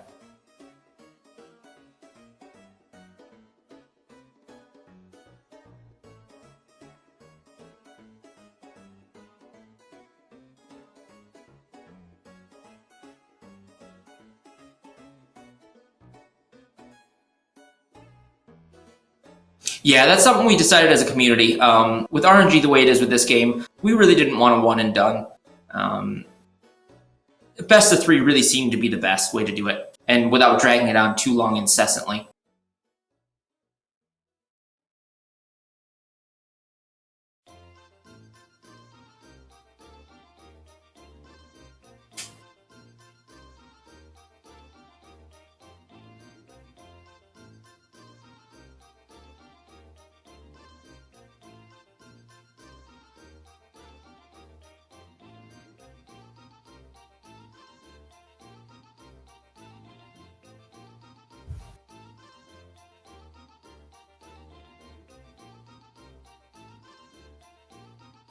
So I'm going to try a little bit harder to watch Don a little bit more this time. Give a little bit more commentary on what he does, if I can. Again, no promises. I do apologize, but I'll make the best of this where I can.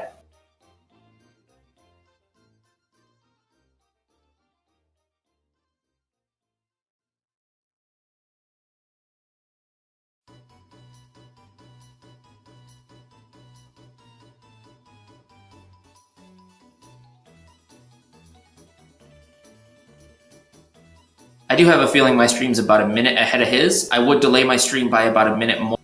Unfortunately, what that would mean is I really wouldn't be able to accurately commentate anything you guys see, because I'll be trying to go back a minute in time every time.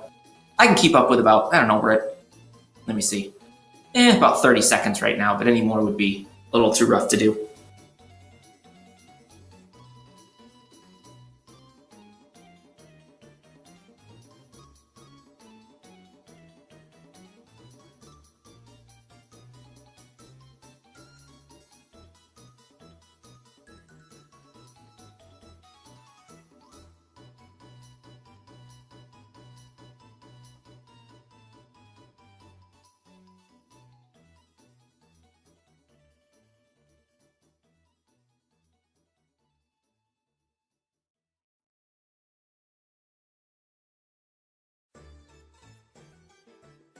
So I guess just to go back and rerun everything that I talked about last time, you're going to see Don and I both explore pretty heavily between now and 5. Just because it is so important to have as many items as you can have before you start hitting those water-heavy floors. Because without that, you're really going to be behind the 8 ball. A wand, a better shield, some magic, healing, something. Otherwise, you're just going to burn through way too much in a very short amount of time to ever really hope to make it any sort of height. So even though we see floors or elevators early on in floors, neither of us are most likely going to time soon. Okay, so Don just picked up an Earth Shield. Earth Shields are what I would consider the best worst shields in the game. Reason being, Earth Shield is an elemental shield. And what that does is, the Earth one in particular is wind element. Meaning, it's effective against water. So water monsters, which tend to be the most dangerous in the game, will do minimal damage to you, or as little damage as possible. Against water, Earth is the best shield in the game. So, you would think, that'd be super amazing. And for the most part, you're right. The downside to that is, every damage-based trap in the game is a fire-based trap. So you've probably seen them. I haven't called out traps too much in the game, but I think most of you who have watched have been able to kind of piece together what they are on your own. Bomb trap, slam trap, and one more that for some reason I can't place right now, are all fire element, meaning they deal increased damage to wind. If you step on a bomb trap, you can expect 75% of your health to be gone immediately if you have an Earth Shield equipped. And since you cannot see traps until you step on them, there have been many a run that has been ended because you stepped on a damage-based trap with an Earth Shield and you've been at almost full health. So, it's kind of rolling the dice. For the most part, I tend not to equip them anymore, just because I've had that happen to me too often. But if you don't do that, it's the best shield in the game for you.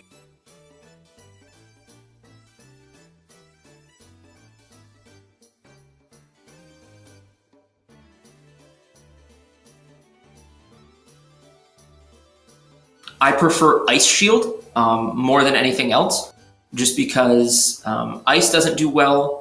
You'll take more damage from wind monsters, but since you're using primarily a fire monster in these types of runs, you're going to tear through wind monsters pretty easily anyway, and you're going to take less damage from fire. So you'll take the same from water, but it's still a defense 5 shield, which is way better than what you normally get with your, 2 defense wood shield.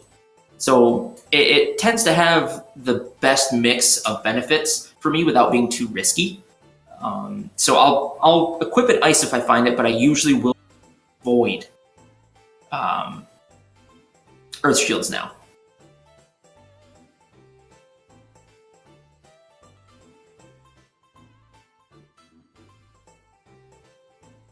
Now I did find a wand. I found a money wand over there, which has, I think, a 5% chance of turning any enemy you kill into a coin.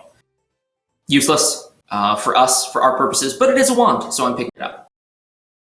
Obviously, I'm not going to equip it. Hopefully, I do find a Scarlet Wand again, but we'll see. There is no guarantee in Azure Dream. None. The only guarantee in this entire game is that the tower will kill you.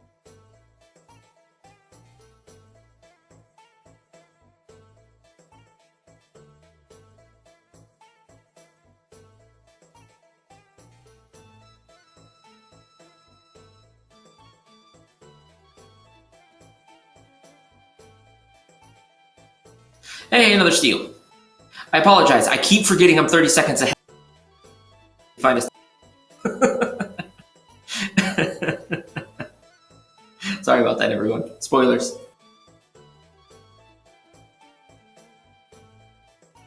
Ooh! Don found a life wand. Yep, Baldwin is correct. That is absolutely what I would consider the second best weapon in the game, other than a Scarlet Wand. What a life wand does is it increases the damage from your mixture magic and also heals you.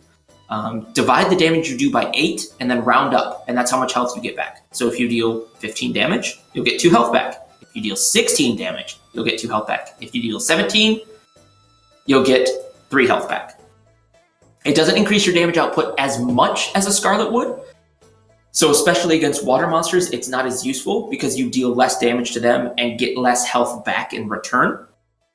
But if you can't find a Scarlet, I am always happy to find a life wand. That is, he has a very, very good equipment setup right now.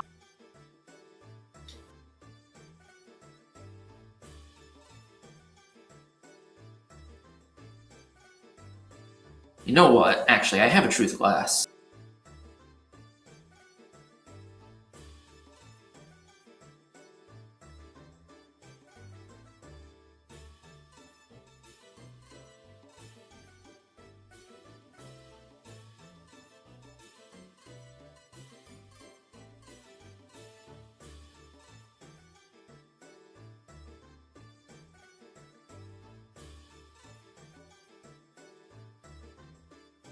Oh, also you have to be very careful with Earth Shields. In addition, I forgot about this.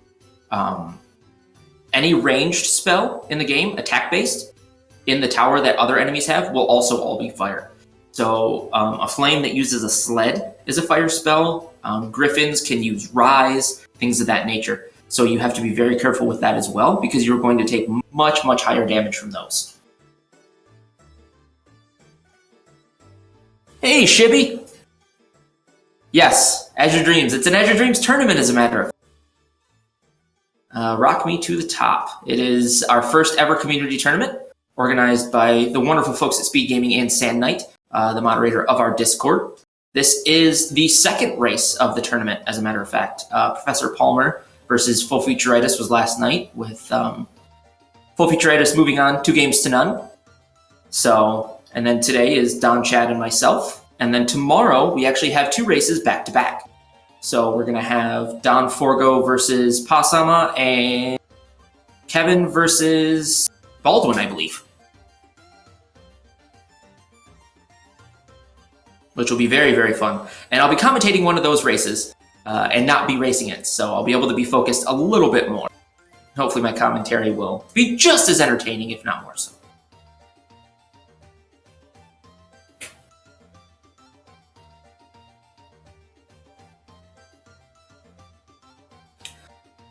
So now's the point where I start to honestly get a little worried. I have a decent wand, and I have my steel shield, but I haven't found much as far as magic balls, and really much defense items in general, whether it be oleams, eggs, tumna fruits, holy scrolls, holy bells, things of that nature. It is a little difficult to survive on just a wand and shield, but we do what we can.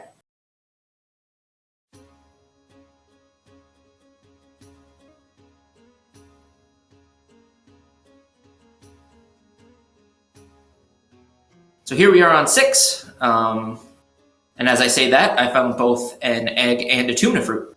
So I should constantly talk about how I have nothing. Looks like Don is also on 6, so I have a feeling he's a fair bit ahead of me now, because I'm actually behind on the stream a fair bit, but that's okay.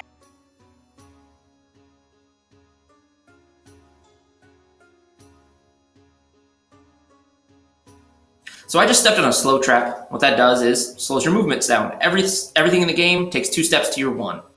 So it's unfortunate if you get surrounded by monsters and that happens. Otherwise, it's not so bad.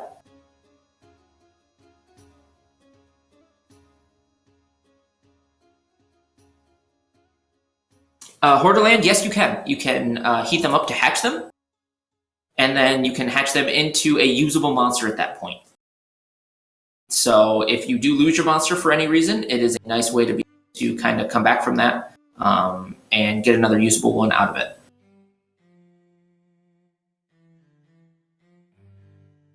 The way that works in the regular game, and the reason they kind of did that, is come back to your house with you and you don't get to keep it. But in runs like this, we don't care about that. So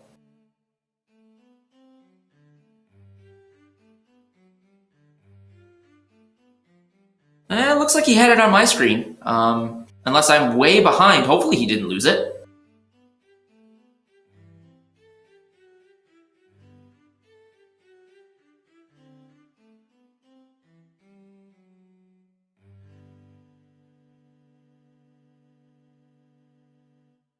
So you're going to see me stuck in a pretty unfortunate conundrum here. First world problems. I still kind of like being forced to explore these floors in hopes that I find something good. Unfortunately, what tends to keep happening is I tend to keep finding the elevator pretty quickly, and I don't get to explore these floors very often. So I'm kind of forced to go up, and it worries me.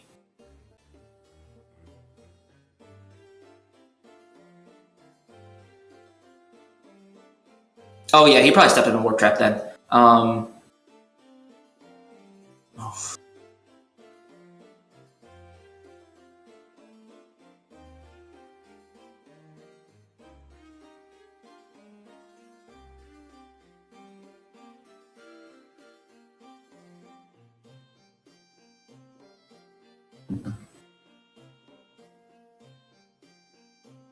So this is very dangerous what I'm doing currently.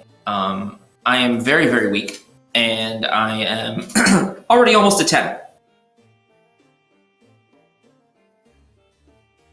So I'm going to have to use a lot more items just to survive any monster I run into,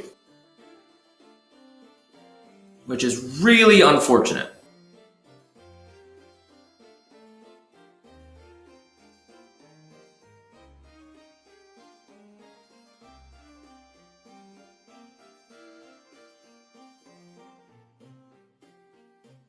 All right, Don's on 8. So as you can kind of see, the equipment you have really tends to make all of the difference. He has a life wand, which is allowing him to just kind of blaze through everything here. And because of this, he's able to keep up with me. Let's do that. He's able to keep up with me, and I feel... And he's only 1 level experience-wise behind me, and 2 floors behind me, but in a way better position, weapons and potentially item-wise. I haven't looked at his inventory, so I don't know what his items look like. But I am slightly nervous.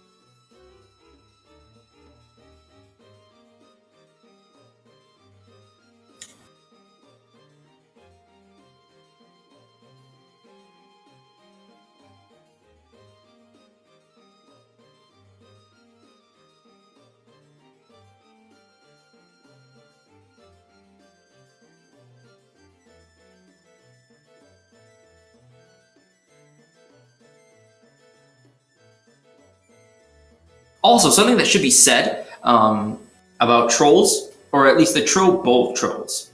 They will never shoot at your monster. They will always only attempt to shoot at you.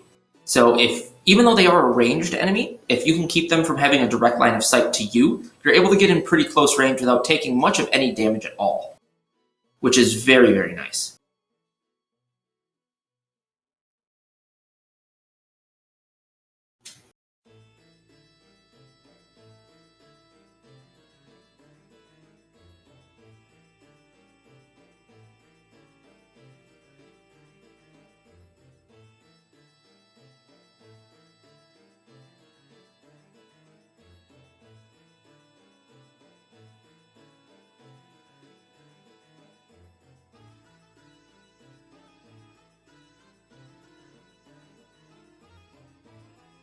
So what you just saw Don do, and I'm sure you've seen me do a couple times as well, but I feel like I should mention it.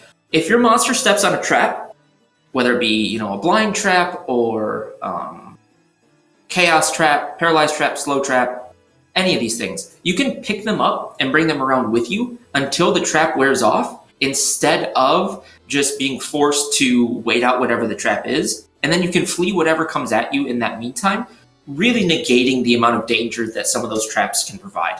Unfortunately, if you step on them, there's nothing you can do at that point. But if your familiar steps on them, specifically Kune, it's much easier to pick him up and walk him around with you to escape it.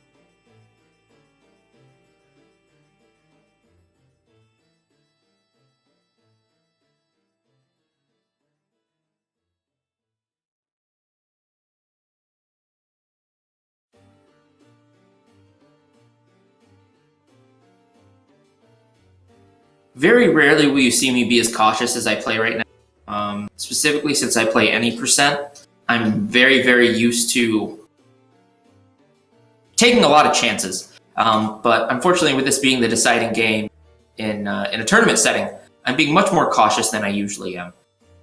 You're seeing me swing at empty floors, empty spaces, so I don't step on a bomb trap while I am at incredibly low health, or paralyze, or slam, or something. I need to be as careful as possible right now, because health is the hardest thing I have to maintain. I have no medicinal herbs whatsoever. So if I fall low on health, I have nothing I can do to recover it, other than as you walk around, you gain health back just automatically. So I have to kill time as much as possible to gain that health back. It is very nerve-wracking at times like this.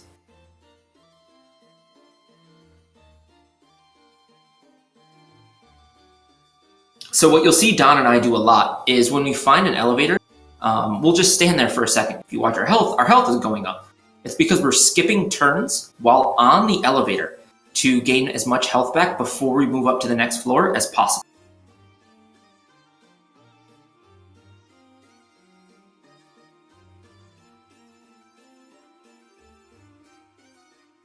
You always want to do anything you can to guarantee your survival before you move up a floor and you have full knowledge of what's going on, rather than when you get up to the next floor and you're just finally experiencing what's going on for the first time.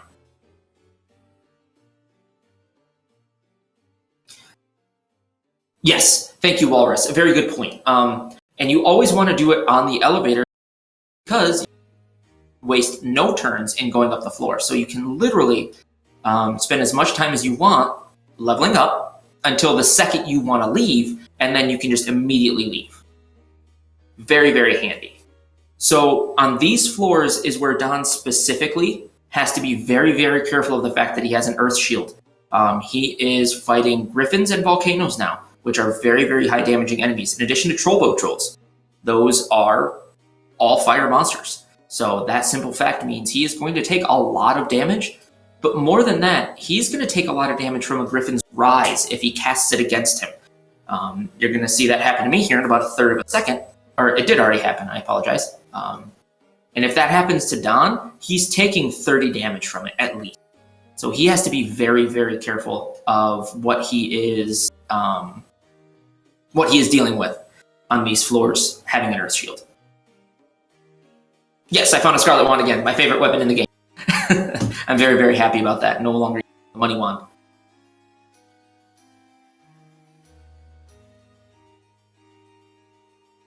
So it looks like he's doing very well with items. He's got Medicinal Wand, Holy Bell. Well, he just uses Holy Bell. So he's got his Medicinal Herb, Water Crystal. He's got some really good stuff. He should be pretty well set for the foreseeable future.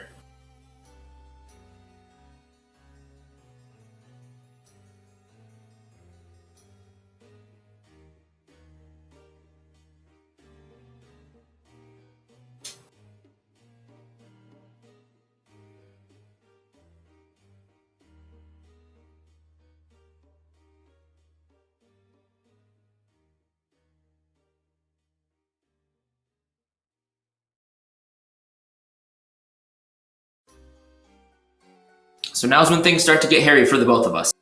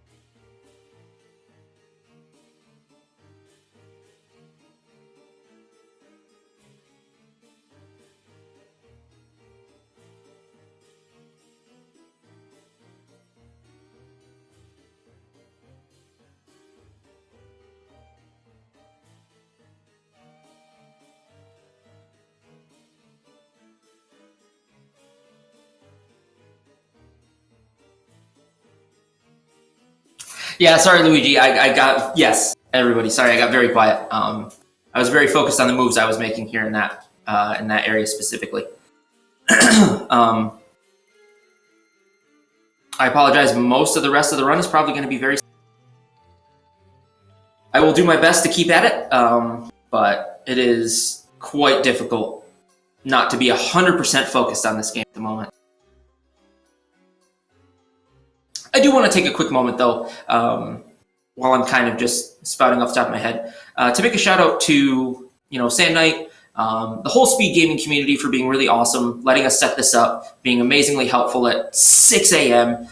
To set me up, someone who had never run anything on speed gaming before, and showing me how to do it and letting us run this and me commentate, and just everyone who's in the tournament in general. This is something I never could have dreamed of with this game 5 years ago. And to see so many people watching it, enjoying it, having a good time, asking questions about it is really fantastic. I appreciate you all being here. I hope you're all having a good time. And this has been some of the most fun I've had with this game in a very, very long time. So sincere thank you to all of you for being here, and for everyone who's been helping out as well. It does mean a lot. Thank you all. I'm going to focus and not talk again.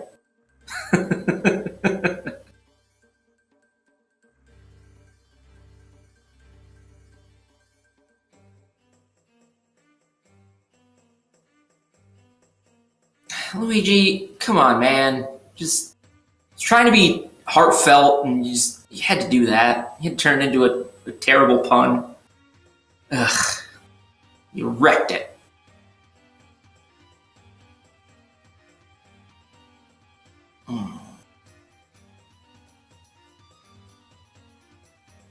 So Don looks like he's doing really well. I haven't checked on him much lately. Moving on his way up 12 as we speak right now. Again, he's got his life one, he's got his Earth Shield, he's doing really well.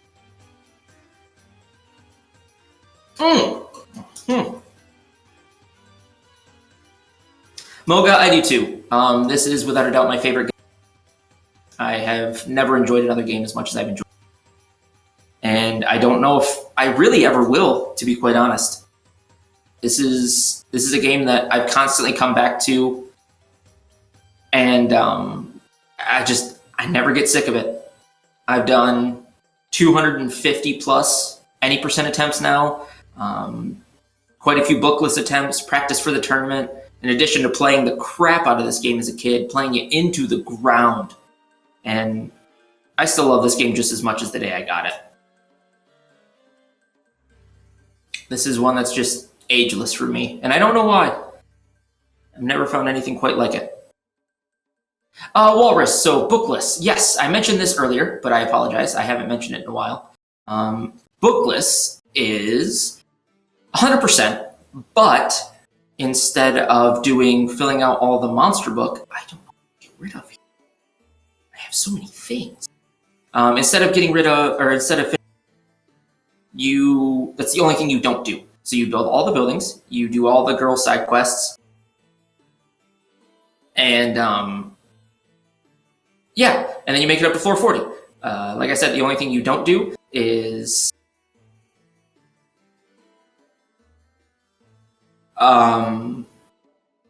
apologies. One moment.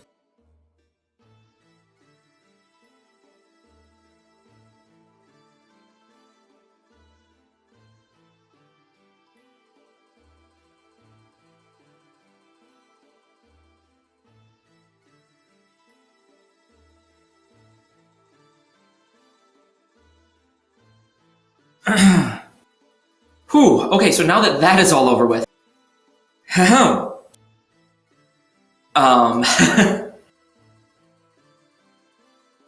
Yeah, we do everything in the game except fill out the monster book. It's about a 6-hour spell. It's super fun. I love it. It's been my favorite thing I've done in this game in a long time. Whew. But I'm alive, and that's what matters. And I may have some urine in my pants, but it's only a little bit, guys. It's only a little bit.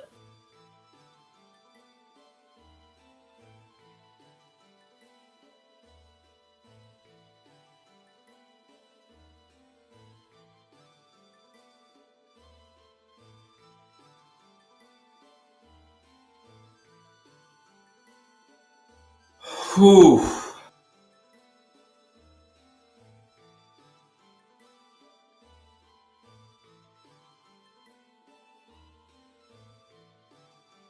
So yeah, if I had been paralyzed for one more turn, I was dead. That was ending that run. That is better than anything else I can express how easy it is to die in this game. I took one step onto a paralysis trap against a monster I had, 10 or 12 different ways to get away from easily. And it had every ability of just killing me because of an invisible thing on the floor that you have no way of telling is there or not. Welcome to Azure Dreams.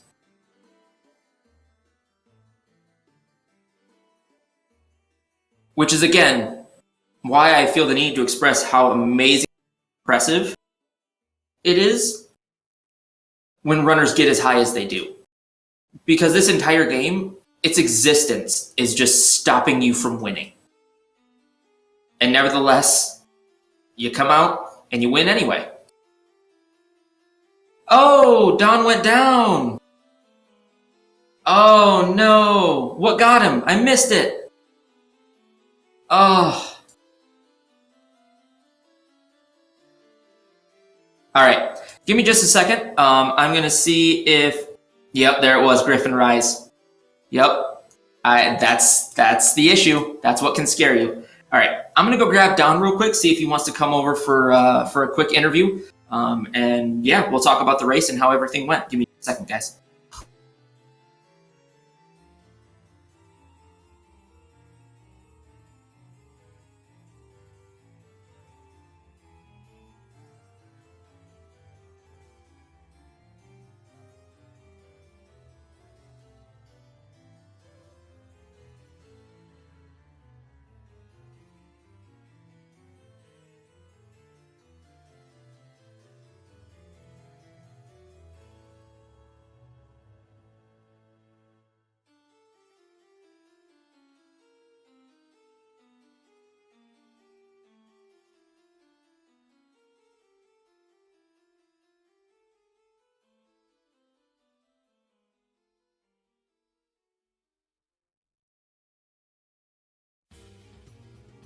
All right. So Don will be over here in just a second, and then we'll do our interview. Oh, yeah. Gotcha. Hey, Don. Hey. If you can actually real quick drop your game volume a little bit. I'm hearing you through that quite a bit. I will just close it. Can I just close it? That's good enough for me. If anyone else wants to complain, they're more than welcome. Well, first of all, GG. Very, very good race. That was amazing. Sorry, I was trying to close this music and close it. Oh no, you're fine. No. You're definitely fine. Are you running emulator? Yeah, just play up. Yeah, I mute it entirely, or you're welcome to just close out of it. Since Yeah, I did, and I didn't. There you go. Hey. Yep, I got you. Yeah. No more background music. Awesome. So again, GG's. That was awesome. Good. I really stressed out in that second game. I had so many bad moves. You had me stressing that whole third game. You found that early life and that earth shield, and I made sure to make mention of it. A little bit of prophecy on my end. I said, I like earth shields because they do so well against water, but you got to be careful with anything fire based, which is everything attack in the game. And I said, you get hit with one spell, and there's 3/4 of your health, and you're done. And apparently that's ended up what did you in. Yeah, it was rough. I thought I was set up, but you had some really good setup from what I saw. We both kind of did. Yeah. Finding my Scarlet on 12. Yeah, I was using the money up until then. We both had some good magic. I'm not sure if I would have wanted to watch your stream at the same time or not. Maybe it'd be even more pressure. It's nice because I can kind of distract myself a little bit, kind of where you were, but I also hated it because it was never far enough away that I wanted. It always felt just like, he's right there. Dang it, he's still right there. I mean, and after losing that first game, I was stressed. Yeah, I feel like I didn't know if I was going slowly or if I had time to get more gear. Right. Because I didn't know where you were. But, I think watching the other stream might be beneficial at that point, just so you can kind of pace yourself a little bit better. Even on silent, or have the option to check it. Oh, yeah. Yeah, exactly. Or just maybe leave the commentary stream up. Yeah. Oh, it was so fun. And that was a blast. I loved that. That was good. I enjoyed that a lot. You got up to 20, right? Yeah, I can't even remember how I lost Cooney though. All I know is I looked over on 3 and you were just gone, or he was just gone. Uh-oh. Well, who knows? You never know. And then suddenly you're at 20. Oh, I know what happened. Yeah, I got distracted and I lost track of how many attacks against the U-boat, I think, and then. Oh. Yeah. Yeah. Anyway, that's a good challenge. That's the downside of the sleep ball, man. It can last for literally 0 turn. Yeah. Can't believe you got to 37. That's amazing. Yeah. Having that earth shield is nuts. You're gonna get to 40 for sure. So close. You had the time. Yeah. I was kind of psyched when I hit 37 on mine, but or 36 on mine, and there was no way of getting out of that though. But I definitely think we'll see some people hit 40 in this tournament. Okay. Well, I can't wait to watch your restream. I might have to do it tonight, I think. Well, thank you, and thank you for racing. It was. I appreciate you rescheduling at the last second, doing it a day later for me because I messed up. But no, that was fine. It was better. I wouldn't have wanted to. This is way better than having to work the next morning. So right. Get back up the next day and immediately have to go turn around. Yeah. Well, I mean, wow. Yeah, that was. I don't really have any other words for it. That was beyond fun. I loved commentating it. I loved racing it. Second race kicked off. The first round's halfway done. Yeah. We can. So tomorrow, I look forward to a rematch. I hope I can get back up there and rematch you. We are absolutely. I definitely expect to see you at whatever point I lose. I'm not saying I'll make it to the finals, but I'm sure I'll be in the losers bracket eventually, and I expect to see you there when I do. So yeah, if not, good luck. Thanks so much. Yeah, and thank you everybody for watching. I appreciate it. Cool. Speak soon. Good night or good morning. Yes. So in case anybody is wondering, I will throw this out here. Tomorrow at 8 p.m., there is the race between Kevin and Baldwin AD, and that will be also on Speed Gaming as well. And then directly after that, there will be the final round, the final race of our first round, which will be Don Forgo versus Pasama. And then at that point, our losers bracket will happen, and then we will also have 4 people who have had buys who have made it up to the next round. 3, I will say this, 3 of the 4 people who took buys into the first round in the week leading up to this tournament and practice runs all made it to 40 one way or another. So we have some very, very heavy hitters in the next round of this tournament as well.